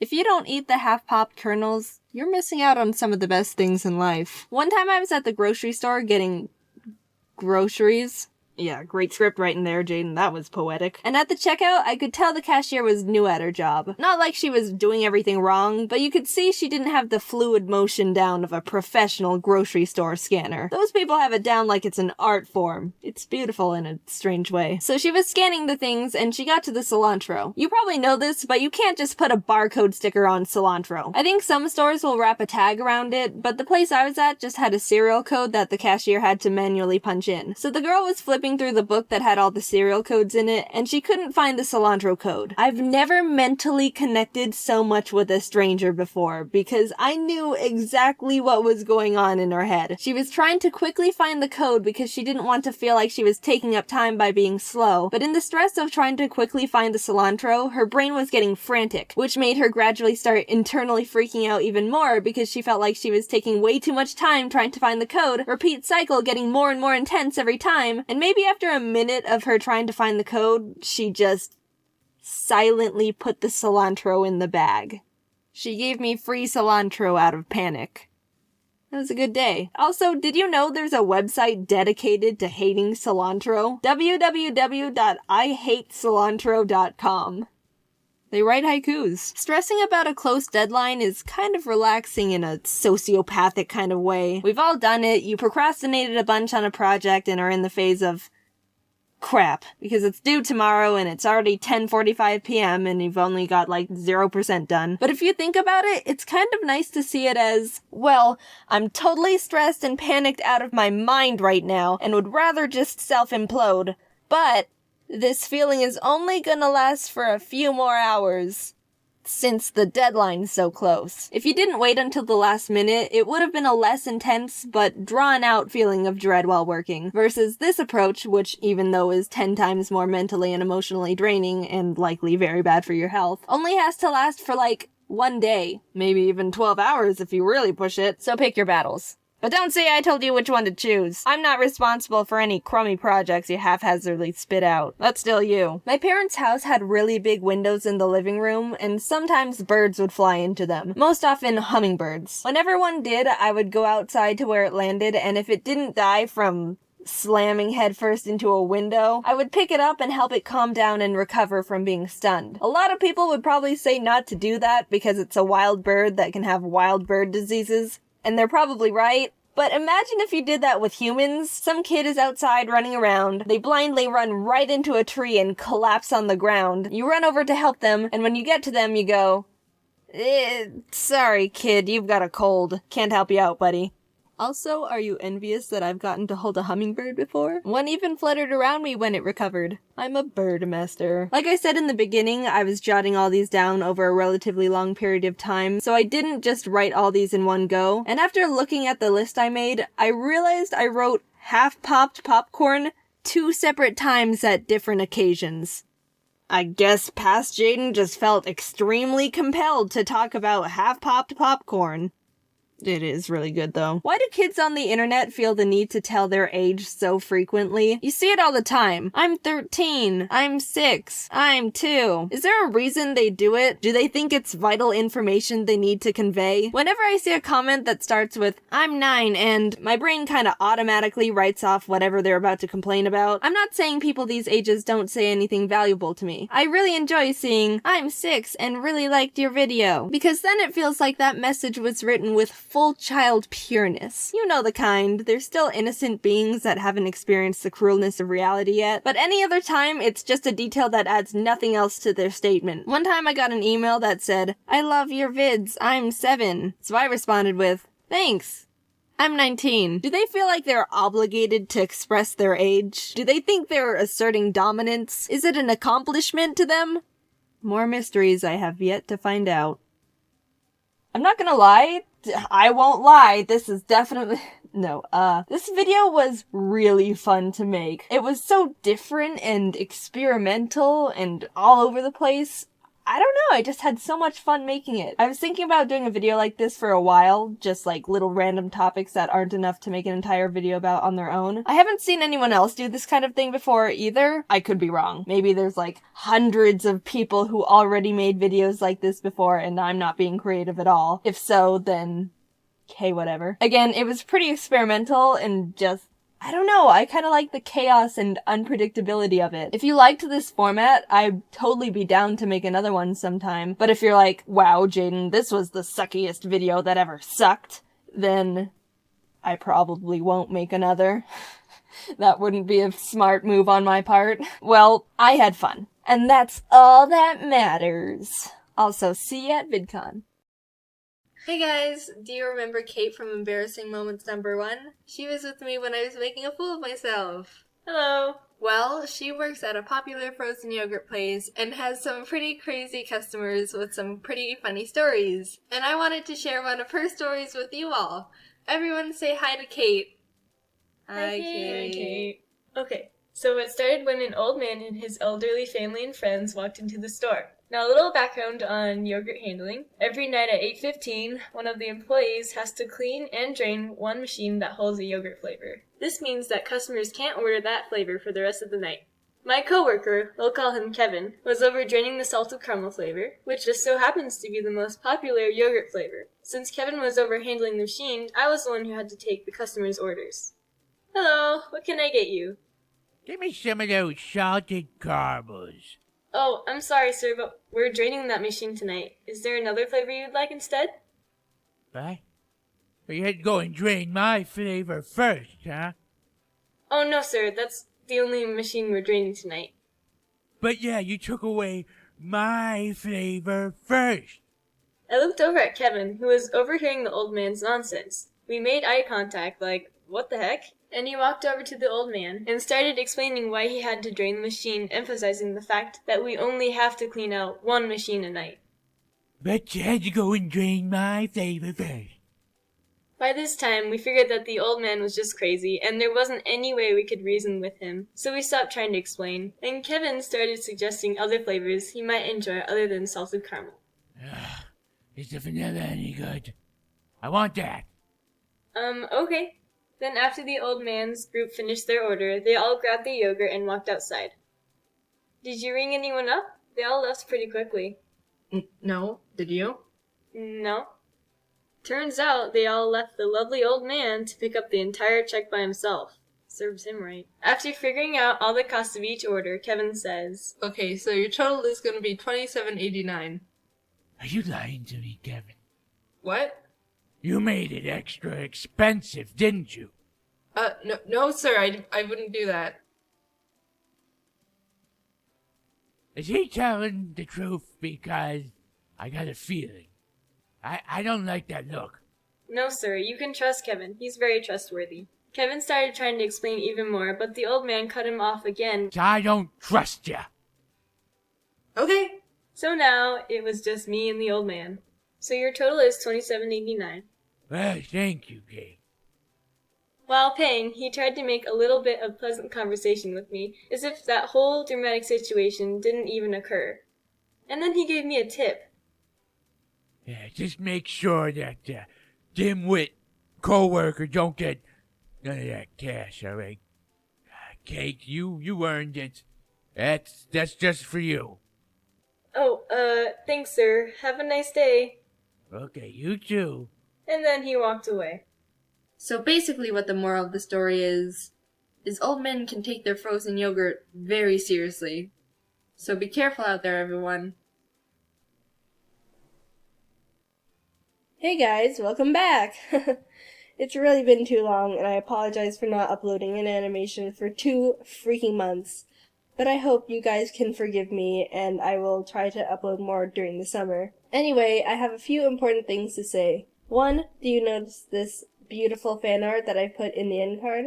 I decided that I want to include your talent, so if you want your fan art featured at the end of an animation, I have a link for that in the description. Also, if you haven't seen my FNAF 3 animation for Cupquake, you can find that in the other animations I've made playlist on my channel. Basically, if you haven't seen me upload something in a really long time, you should check that playlist just in case I made an animation for someone else and it's on their channel. One more thing. I opened up an ask.fm, which is like a little place that you can ask me silly questions.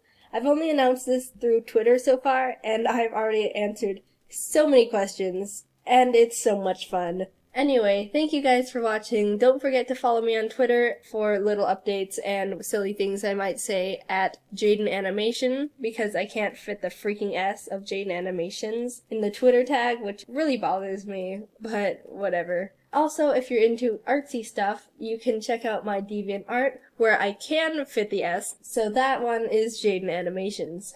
Anyway, I'll see you guys later. Goodbye!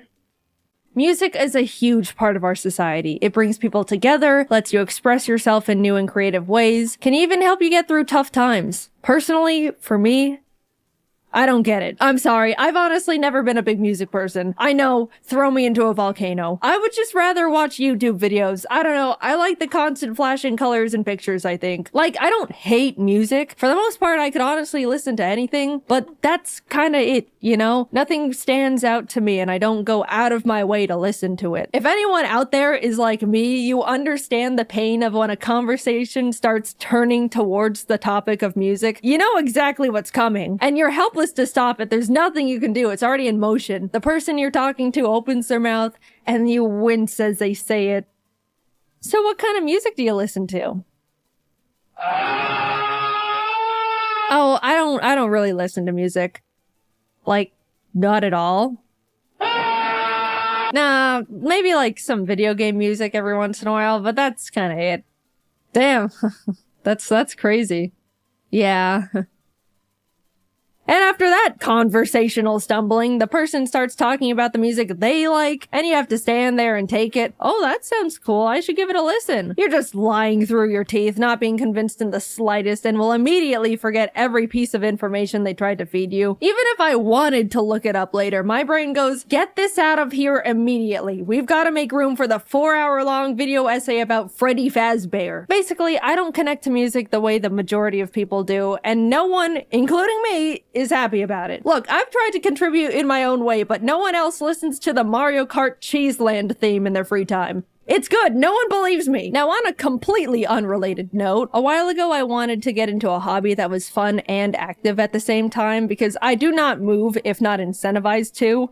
And that's not good. I'd like to still be fully functional at the age of 30. So after a bit of soul searching and digging around in the old ideas jar, I decided to try out DDR. I got a dance pad, downloaded some fun video game songs and anime intros to Dance Dance Revolution 2, and I got really into it. It was the most active I've been since high school. I was doing cardio for hours on end. Who am I? After playing my batch of custom songs for a few months, I decided to download some more stuff. And that's when I casually thought to myself, I wonder if there's any good Vocaloid charts. Now, to start a completely new tangent again, Vocaloid is a voice synthesizer program, yada yada yada. Basically, it's robot voices you can control to write songs, and there's different characters based on what voice you use. The most common example, you know her, you love her, is Hatsune Miku. Yep, strap in folks, we're finally talking about Hatsune Miku, my beloved. My history with Hatsune Miku is a bit all over the place. I first got really into her in high school. I don't remember exactly how, but I probably just stumbled onto some of her popular songs while browsing YouTube one day. Either way, I was obsessed, and that was the first instance of me actually listening to music, which, as you know, was groundbreaking. I loved Hatsune Miku so much that in my senior year of English class, the teacher told us to write a PowerPoint presentation about anything we wanted. Most kids talked about, like, ending racism or recycling or something like that, but I decided my presentation was gonna be about our girl, Hatsune Miku. You know, just as morally important as ending racism and preventing global warming. Of course, I disguised it as a presentation about our hologram concert's gonna be the future of live music, but it was really just an excuse to gush about Miku because I desperately needed that outlet. I was a lonely child. Honestly, I'm not even sure how I mustered up the courage to do that presentation in the first place, because as the shy art girl who never talked to or hung out with anyone, it was a bold choice for me to talk about something considered so strange and nerdy at the time. I started my presentation and immediately was like, oh my god, what the hell am I doing talking about a holographic Japanese pop icon in front of my normie-ass classmates? I regret every moment I didn't stop myself from getting right here. After playing Miku's viral World Is Mine performance for the class, one of the, like, popular girls was like, that was cool, can we watch another?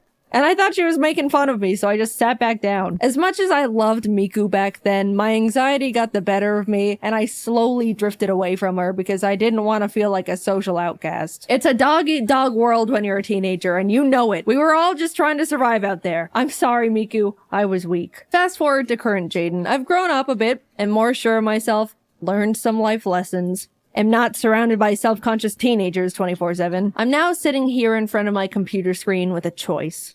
Should I choose to yet again repress myself from pursuing a niche and uncommon interest because of self-conscious fears? Or am I gonna choose self-healing and growth and allow myself to fully re-explore the world of a Japanese virtual pop star to play DDR2? Crank up that, Miku. I started downloading songs I listened to years ago, found some new ones. I was exploring and already getting more and more into the music I chose to leave behind out of fear years ago. I was flourishing. And that's how it began. I didn't know it back then, but this was the first step of a hyperfixation like no other I've experienced. Hatsune Miku was showing me the ways of truly enjoying music. I was playing her whenever I was in the car, consistently looking up new songs and artists to add to my playlist, even listening to her while I work or play video games, which I pretty much never did. My world was changing. And it was all hers. This wasn't just the music either, it was straight up about Hatsune Miku. I've never been a figure collector, but I started buying so many Miku figures I had to get a custom shelf in my office just to display them all. Dude, it's such a double-edged sword to be into Miku, because the fan base is constantly being fed. New Miku this, new Miku that. Gorgeous figures are coming out like every month. What am I supposed to do? Not buy them? Every house needs to have at least one Miku. That's a feng shui rule. Also, a huge oversight on my part. When I got my Miku shelf installed, I wanted it above my computer. It turned out great and displays them really well, but when I'm actually sitting at my desk and want to look up and admire my figures, all I see is accidental upskirt shots and I feel so bad. I'm sorry, Miku, I'm not trying to disrespect you, I promise. It was a miscalculation on my part. So whenever I'm at my desk, I just don't look up. As most of you probably know, Pokemon invited Jacob and me to Japan to attend the Pokemon World Championships back in August. That was super fun, and the video of that trip should be up by now if I'd planned things correctly. If not, then oops. But Worlds also just so happened to overlap with Magical Mirai, also known as one of the biggest Hatsune Miku expos and concerts ever. We had to go. Since getting super into Miku, it became one of my biggest dreams to see her live in concert. Who knows if we'd ever get this perfect of an opportunity again? What if she invites me backstage and we became friends? I immediately tried to get tickets, but couldn't figure out how the Japanese ticket system worked, so Emily ended up having to help me out. She was also the one who told me about the concert in the first place, so thank you, Emily, my hero, my savior. We got tickets, but not actually, because if you don't know, the way Japan does most of their online ticket systems is through a gacha. Yeah, random lottery. No matter how much money I was willing to hypothetically spend to get these tickets, at the end of the day, we were all just like those little numbered balls in that bingo spinner thing. Months pass as I eagerly await our fate. Then, the email pops up in my inbox. I click it, scanning it way too quickly to understand any of the contents until my eyes catch it. Successfully obtained tickets.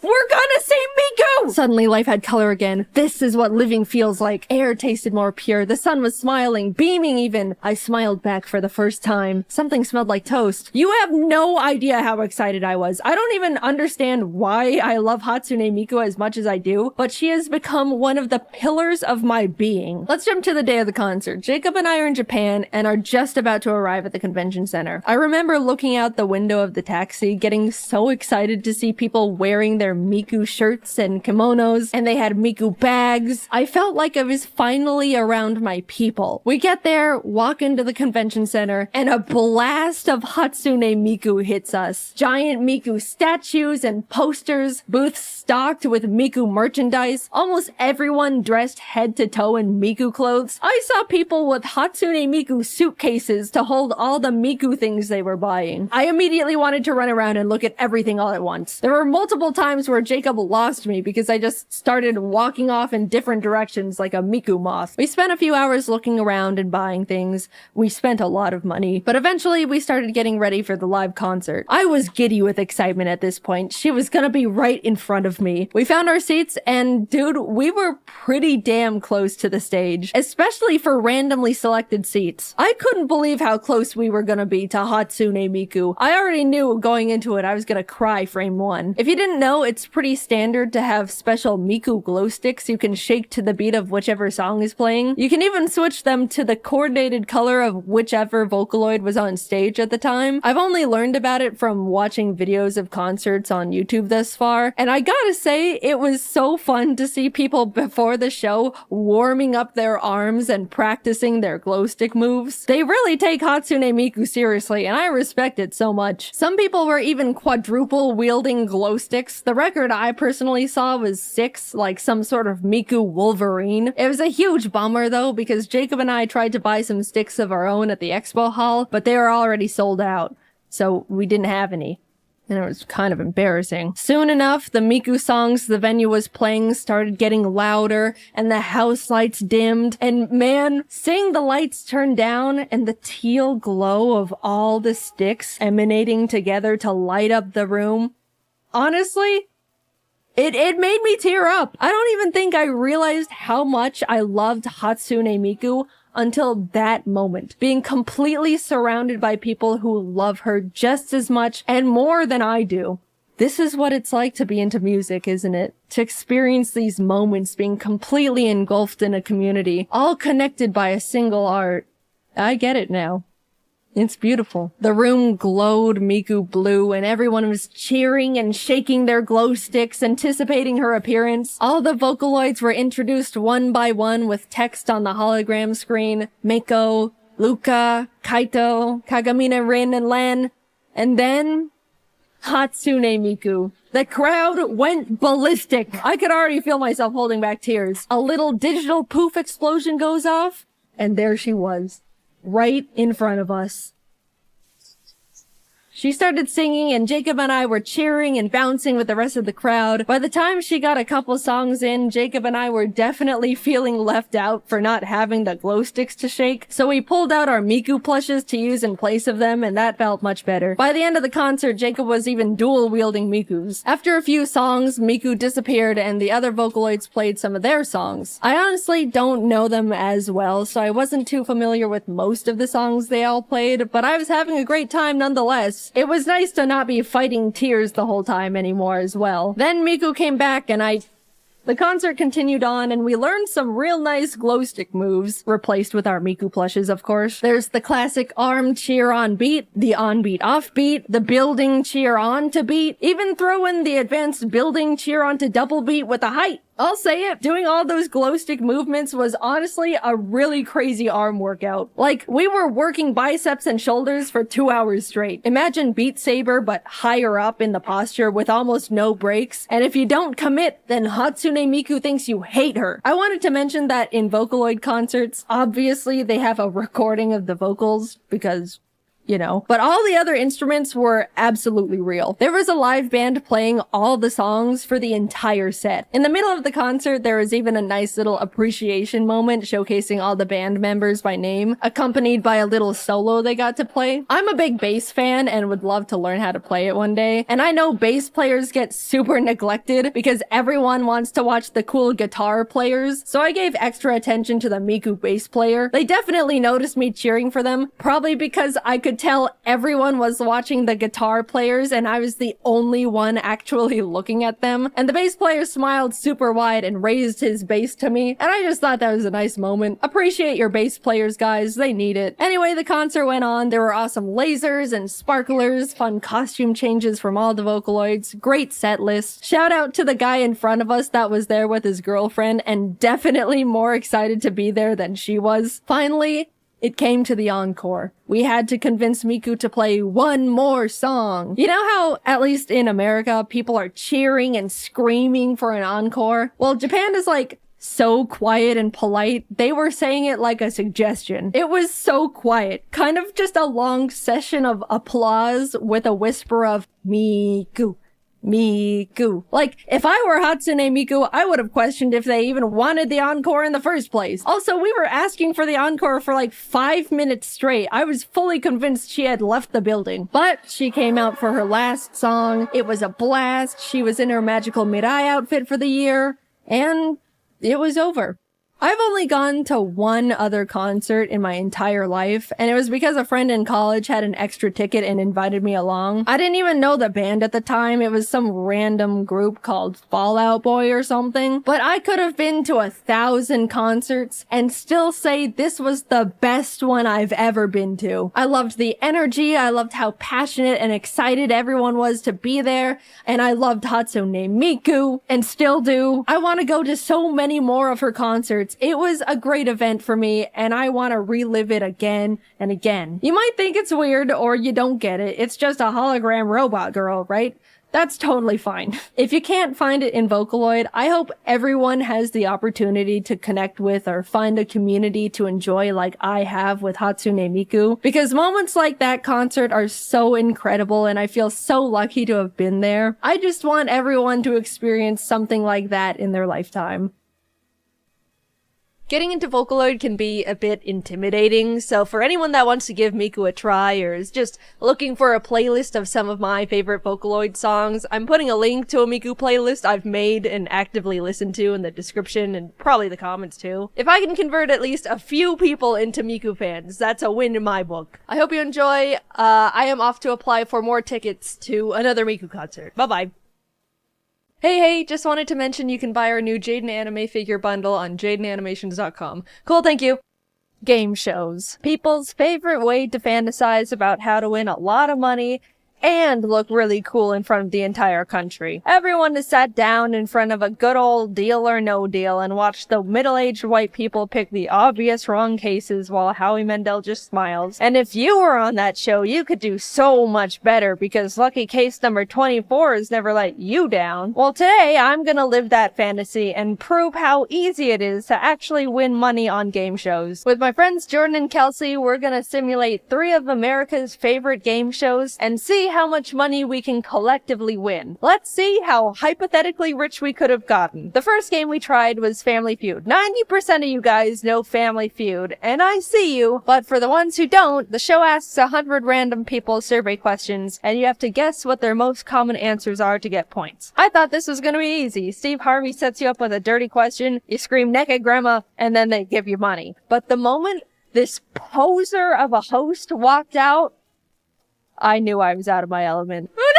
Ari Tofu family up against the Ari Tofus.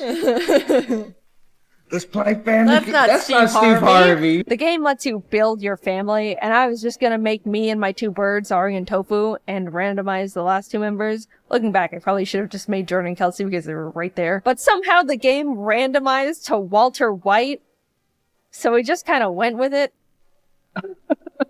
You can see them, like, the stretching. Walter White! That's Walter White! It's really him!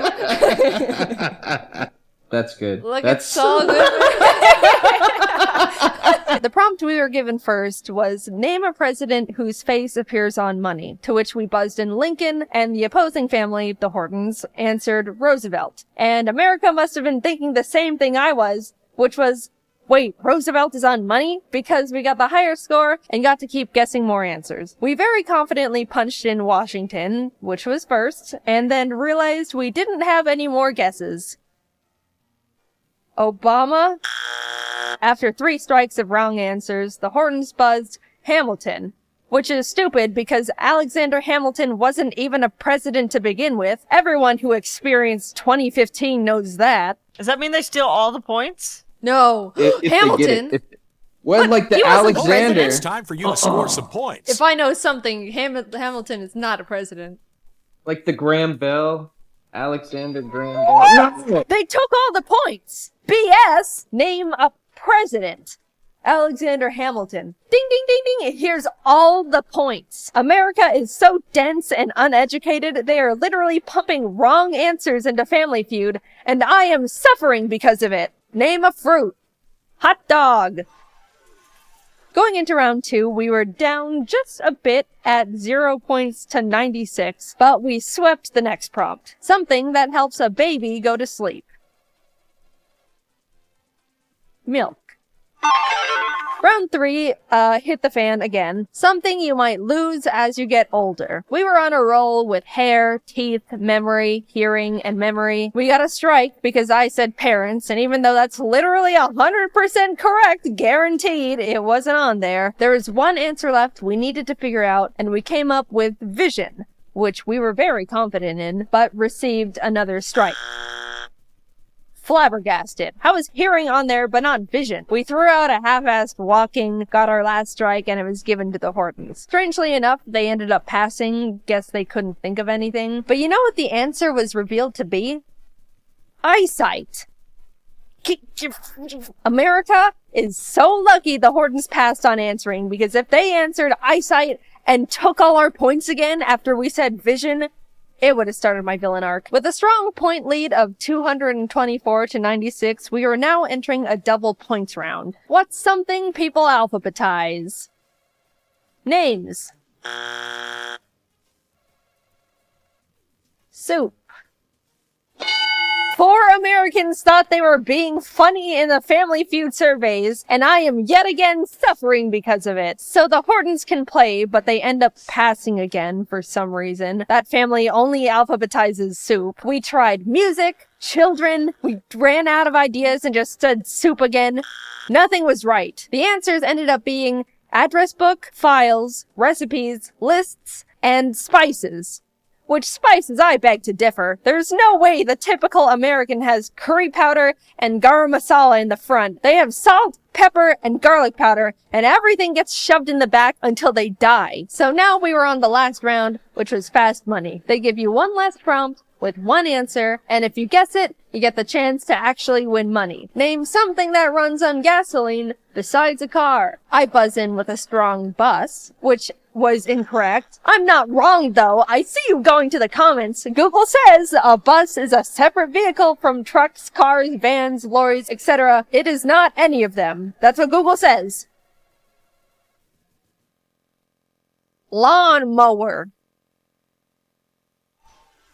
Dude, whatever. All we proved was America is bogging down Family Feud with their stupid wrong answers. I don't want to win that dumb freedom money anyway. With $0 in our pocket, we moved on to The Price is Right. I've actually never watched this game show before, so I was learning as we went. 4 lucky contestants from the audience are given a random item, and the closest one to guess the actual price of it without going over, is selected to come up on stage and play more games to earn money. And I learned that even if I was one of the lucky 4 people selected, I wouldn't even get the chance to be on the actual show. The game gave me 6 chances to be the closest one to the price of the items, and I lost every single one. But hypothetically, even if I miraculously was the winner and taken on stage, I still would have won nothing. I tried twice for content and still ended up with $0. So we're entering our last game show of the day, and we've got a whopping $0 to our name after being on 2 of the most popular shows created. We really need to make this one count because I am going to look like such an idiot if I was on 3 game shows and came back with 0 money. We walk out on stage. The spotlight finds us.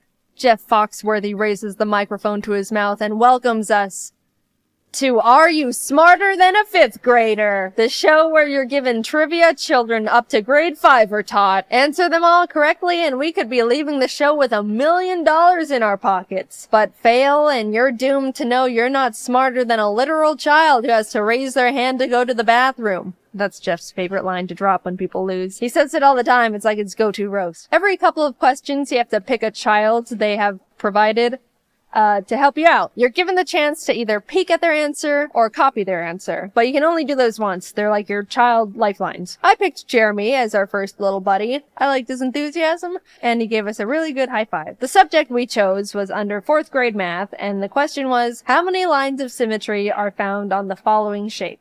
It showed us a picture of a pentagon. I accidentally thought it was a hexagon at first, which was not my finest moment. And then it glitched and never went away. We couldn't get the pentagon to disappear and literally couldn't read the multiple choice answers. Our thoughts were, since we wanted to punch in the answer of 1, yes, I know, another not the finest moment. Look, I was stressed, okay? The pentagon was freaking me out. I wanted to say 1. Surely they would have put the answers in ascending order, A being the smallest number, and D being the highest. So we locked in A, hoping it was 1. Lock in. Oh, man. Locking in. So, no!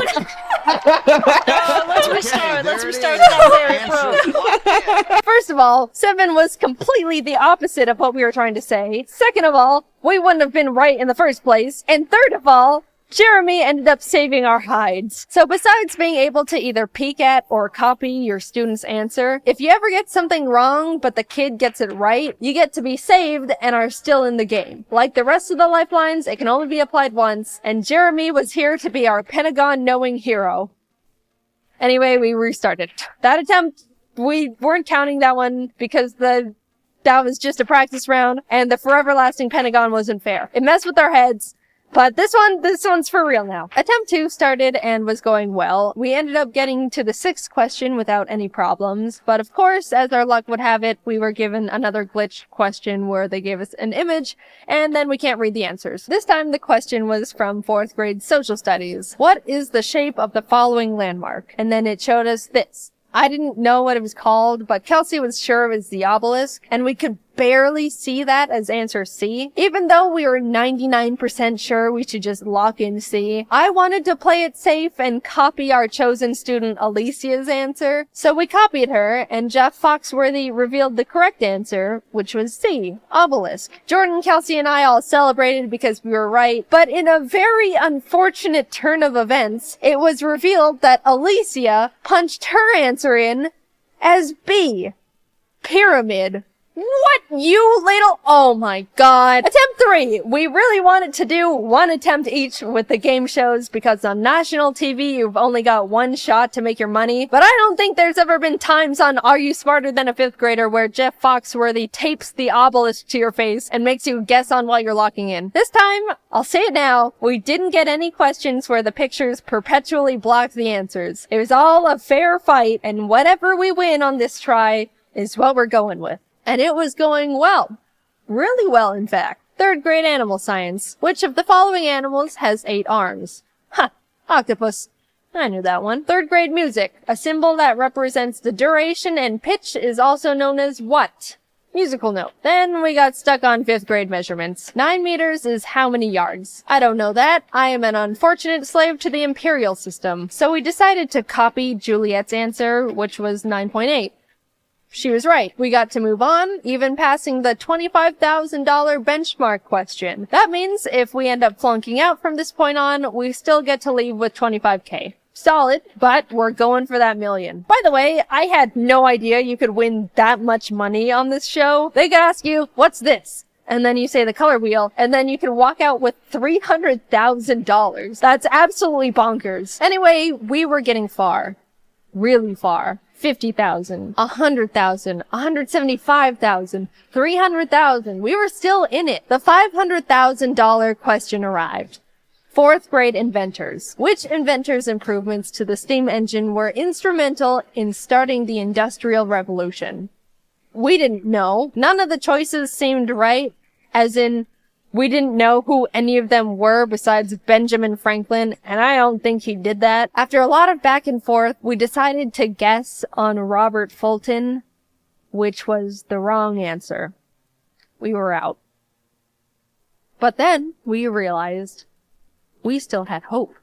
We hadn't been saved yet. If the student we chose during this round got it right, we can still keep going. Jordan, Kelsey, and I looked to our side to realize Alicia. The girl who thought this was a pyramid. We're doomed. We had no more child lifelines left. Where was Jeremy when we needed him? She reveals her answer. James Watt. She was right! We were saved! You were just saved by someone who needs to raise their hand to go to the bathroom. Jeff, we made it. We got to the $1 million question. Apparently, they tell you what the subject is gonna be, and if you don't want to take it, you can still walk away with $500,000, which is very generous. But the catch is, it's not multiple choice. You have to submit your answer yourself. Which, being real, if I was really on this show, I would just be like, alright, cool, see ya, and settle on the $500,000. Are you kidding me? That's $500,000. I've proven enough here. I'm going home now. But for the sake of the video, we went all in. The subject was earth science.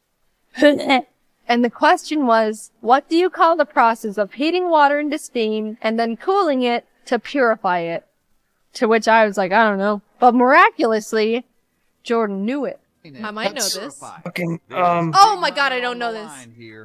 That's distillation. Is it? Good job, babe. Yeah, right? How do you spell that? DIST. Isn't that what you do to alcohol? Yeah, ILL. Distill. I'm pretty sure. It's a better word than I would have said. I would have said, Jeff, I don't know. Locking in. I hope so. I hope they're not like, right. actually it's distillation. Here's the correct word. Condensation. Now locked in for the final time.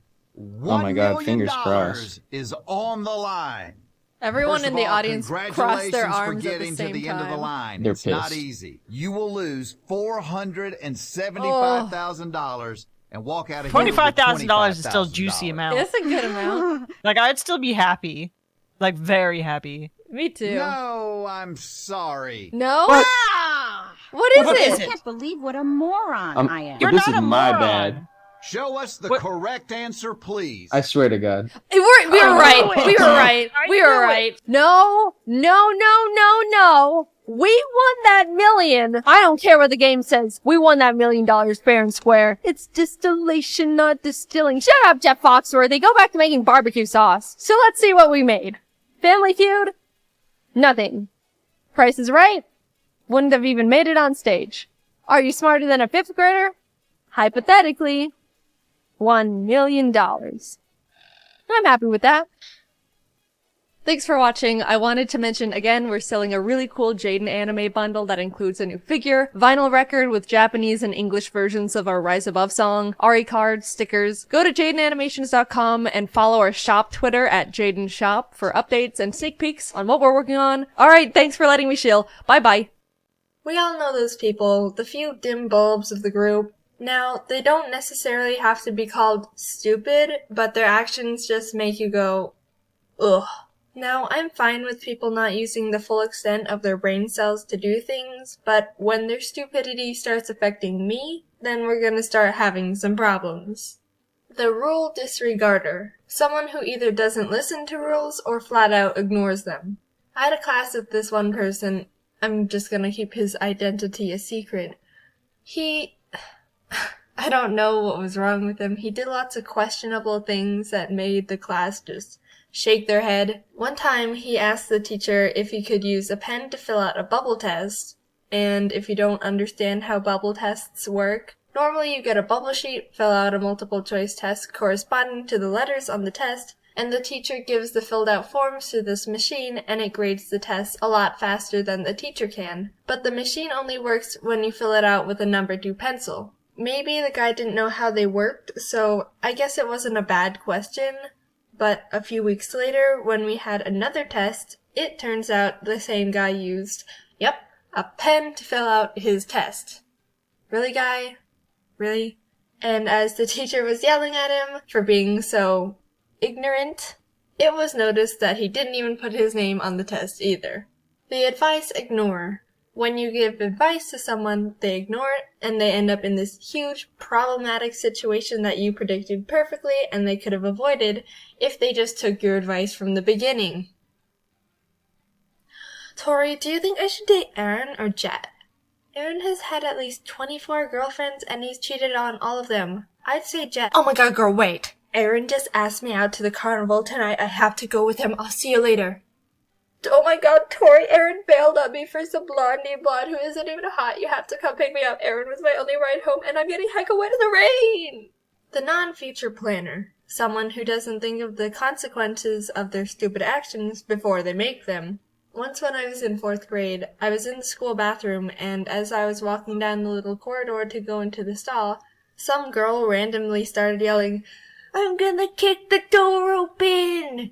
And all of a sudden I heard this loud poof as one of the stall doors flew open at my face. Now luckily, I was a master of karate arts when I was little, so my reflexes were lightning fast, and I was actually able to block the door with my arm instead of my face. And I'm not gonna lie, I was pretty proud of myself because I've never done anything that amazing before. But, I mean, come on. If it wasn't me standing there and instead some, I don't know, poor little kindergartner who couldn't block the door if they tried, there could have been some major issues. I even had a pretty bad bruise on my arm from where I blocked it. Be ignorant. When someone doesn't pay attention to their surroundings, when they could be a hazard to something or themselves. Jeff, where do you want these knives? Oh, hey, Jeff, didn't see you there. Dawn wanted them over by the cabinet over there. Hey, Dawn! Jeff said you wanted these over there. What? No, they're the knives you wanted. Yeah. You sure? Okay, catch. No? Okay, I'll sprint them over to you. The important detail overlooker. Someone who is told important details and immediately forgets them. Okay, so for the party tomorrow, you said you can bake the cookies? Yep. Do you want a specific kind? Nope. I can eat everything but peanuts, so everything else you want is fine. Hey, glad you could make it. What did you bring? Peanut butter cookies. You want one? They're still warm. Hello?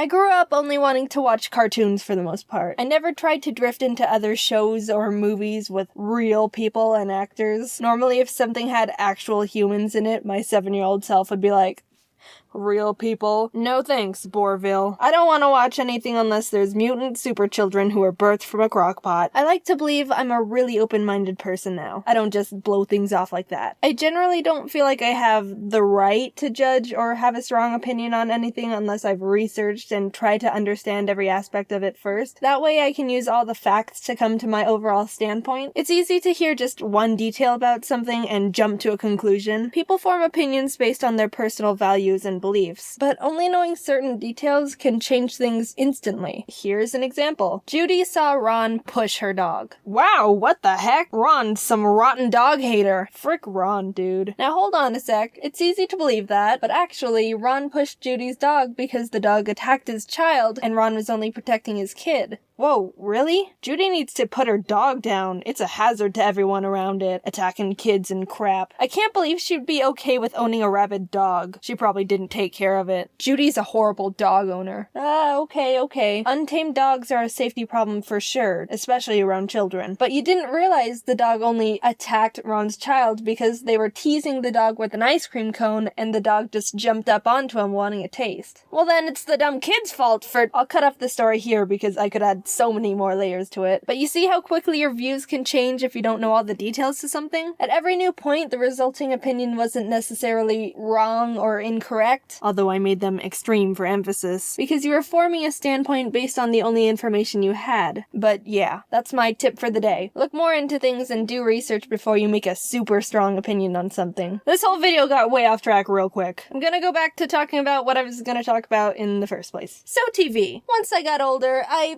still mainly only watch cartoons. But I've developed an extreme love for documentaries. You don't even realize you can be interested in something you never even realized you didn't care about until you watch a documentary about it. Like one time my best friend Kate and I sat down and watched one about the voice and puppet actor behind Elmo.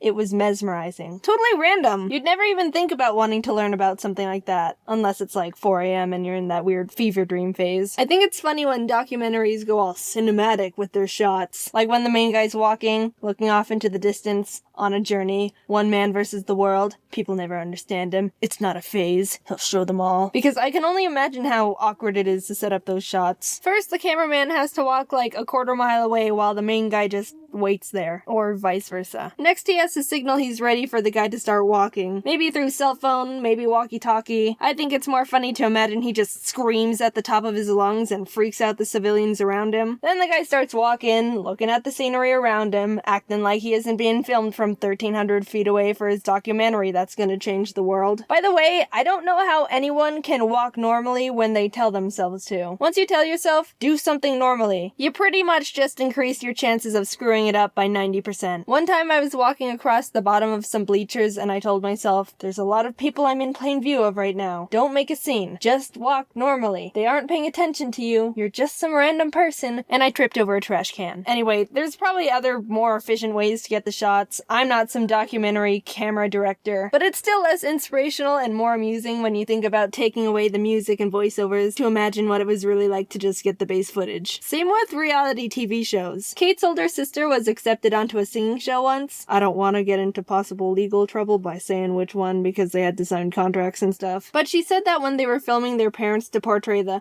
oh, we're so proud of her for following her dreams kind of clip, they had Kate and her brother in the background to make it look all casual. They told them to just look like you're talking to each other while we film the foreground. So we can talk about anything and no one would know. Watermelon, watermelon, watermelon, watermelon, watermelon, water. I'm not big on most reality TV shows because as real as they might be, some are completely set up, some aren't. They're all dramatically enhanced to some degree. And there's a point where you start noticing, and it's hard to take anything seriously after that. What I find the most amusing are the sound effects and how crazy they are. I've been obsessed with watching Gordon Ramsay's Kitchen Nightmares show, so I'm gonna use those as examples because I've watched so many. Why are you so stubborn? I'm not stubborn. It's like no one's striving to be better. You tell me how you feel about the frozen food. I hate it. Huh? Made yesterday? It was actually made 3 weeks ago. With salad. That was quick. Not bad. Thank you, my darling. Enjoy. Thank you. Jesus.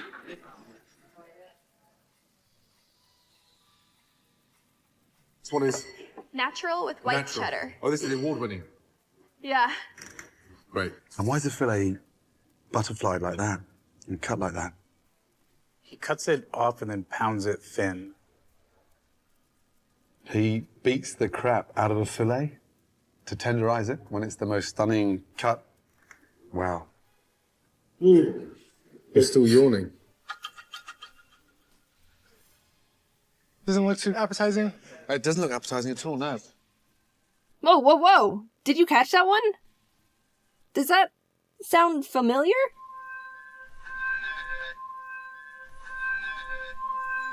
Kitchen Nightmares uses the same sound effect of some kid butchering the recorder as the pigeon documentary I talked about in my thesaurus video. Is there some, like, YouTube music library, but for documentaries we don't know about? Hey, Craig, what's the sound effect you used 43 minutes 8 seconds into your Rubber Ducks documentary? Oh, it's Maracas _ 05. Ah, thanks. Yeah, I tried Maracas _ 02, but it didn't have the exact effect I was going for. In the UK, they don't use nearly the amount of dramatic sounds American shows use. Just look at this old clip from the UK version of A Kitchen Nightmares. Does this make you feel better shouting in front of the blue team? I'm not shouting in front of anybody. Is that you have to show off? I'm... How bloody Don't dare be stupid. Don't be so stupid. No over-the-top dramatic crap? It's almost pure. Here, I'll fix it American style. In front of anybody. Is that you have to show off? I'm... How bloody Don't be so stupid. Putting everything aside here, I freaking really love all of Gordon Ramsay's shows. I have a problem. I've watched, like, all of the Kitchen Nightmares. I love MasterChef. I love Hell's Kitchen. I love Hotel Hell, even though I've only seen, like, 1 or 2. I haven't watched Gordon Behind Bars yet, but I still love it. I've never had the answer to this before, but if someone came up and asked me, who's your favorite celebrity? I think I'd have to say Gordon Ramsay. Ironic, considering he's a chef and I don't eat the standard American diet. But he's a really great person from what I've gathered. Someone might think, oh, he's just a big jerk who yells at people. No, you've got to look deeper than that. Where is your character analysis? He's a genuinely great guy who's passionate and takes pride in what he does. He's not cocky or arrogant. He's always willing to learn more, and how this turned into me talking about how great Gordon Ramsay is. Gordon, you're welcome for sticking up for you. Even though you can obviously handle it yourself. Anyway, I've gotten off track enough in this video. If you're ever bored, I recommend just binging the whole Kitchen Nightmares YouTube channel. They've got, like, one of the funniest comment section communities on the entire YouTube platform. Shout out to Kitchen Nightmares and Gordon Ramsay. If you ever see this, I love all your stuff and you're considered my favorite celebrity, I guess, now. I don't know. You know, I've never given shoutouts or anything like this before, and it's a bit funny the first one I'm doing out of all the people is to Kitchen Nightmares and Gordon Ramsay. How about, yeah, let's end the video with a shout out from the comment section. Yeah! Let's see, this person said to give a shout out to me. Alright, big ol' shout out to me, everyone. Okay, no more shout outs, so don't ask me. Bye. Just because I know there's gonna be some people out there who are gonna be like, Jaiden, you said you don't like reality shows because they can be staged or exaggerated, but then you say you like all these Gordon Ramsay shows. What the heck?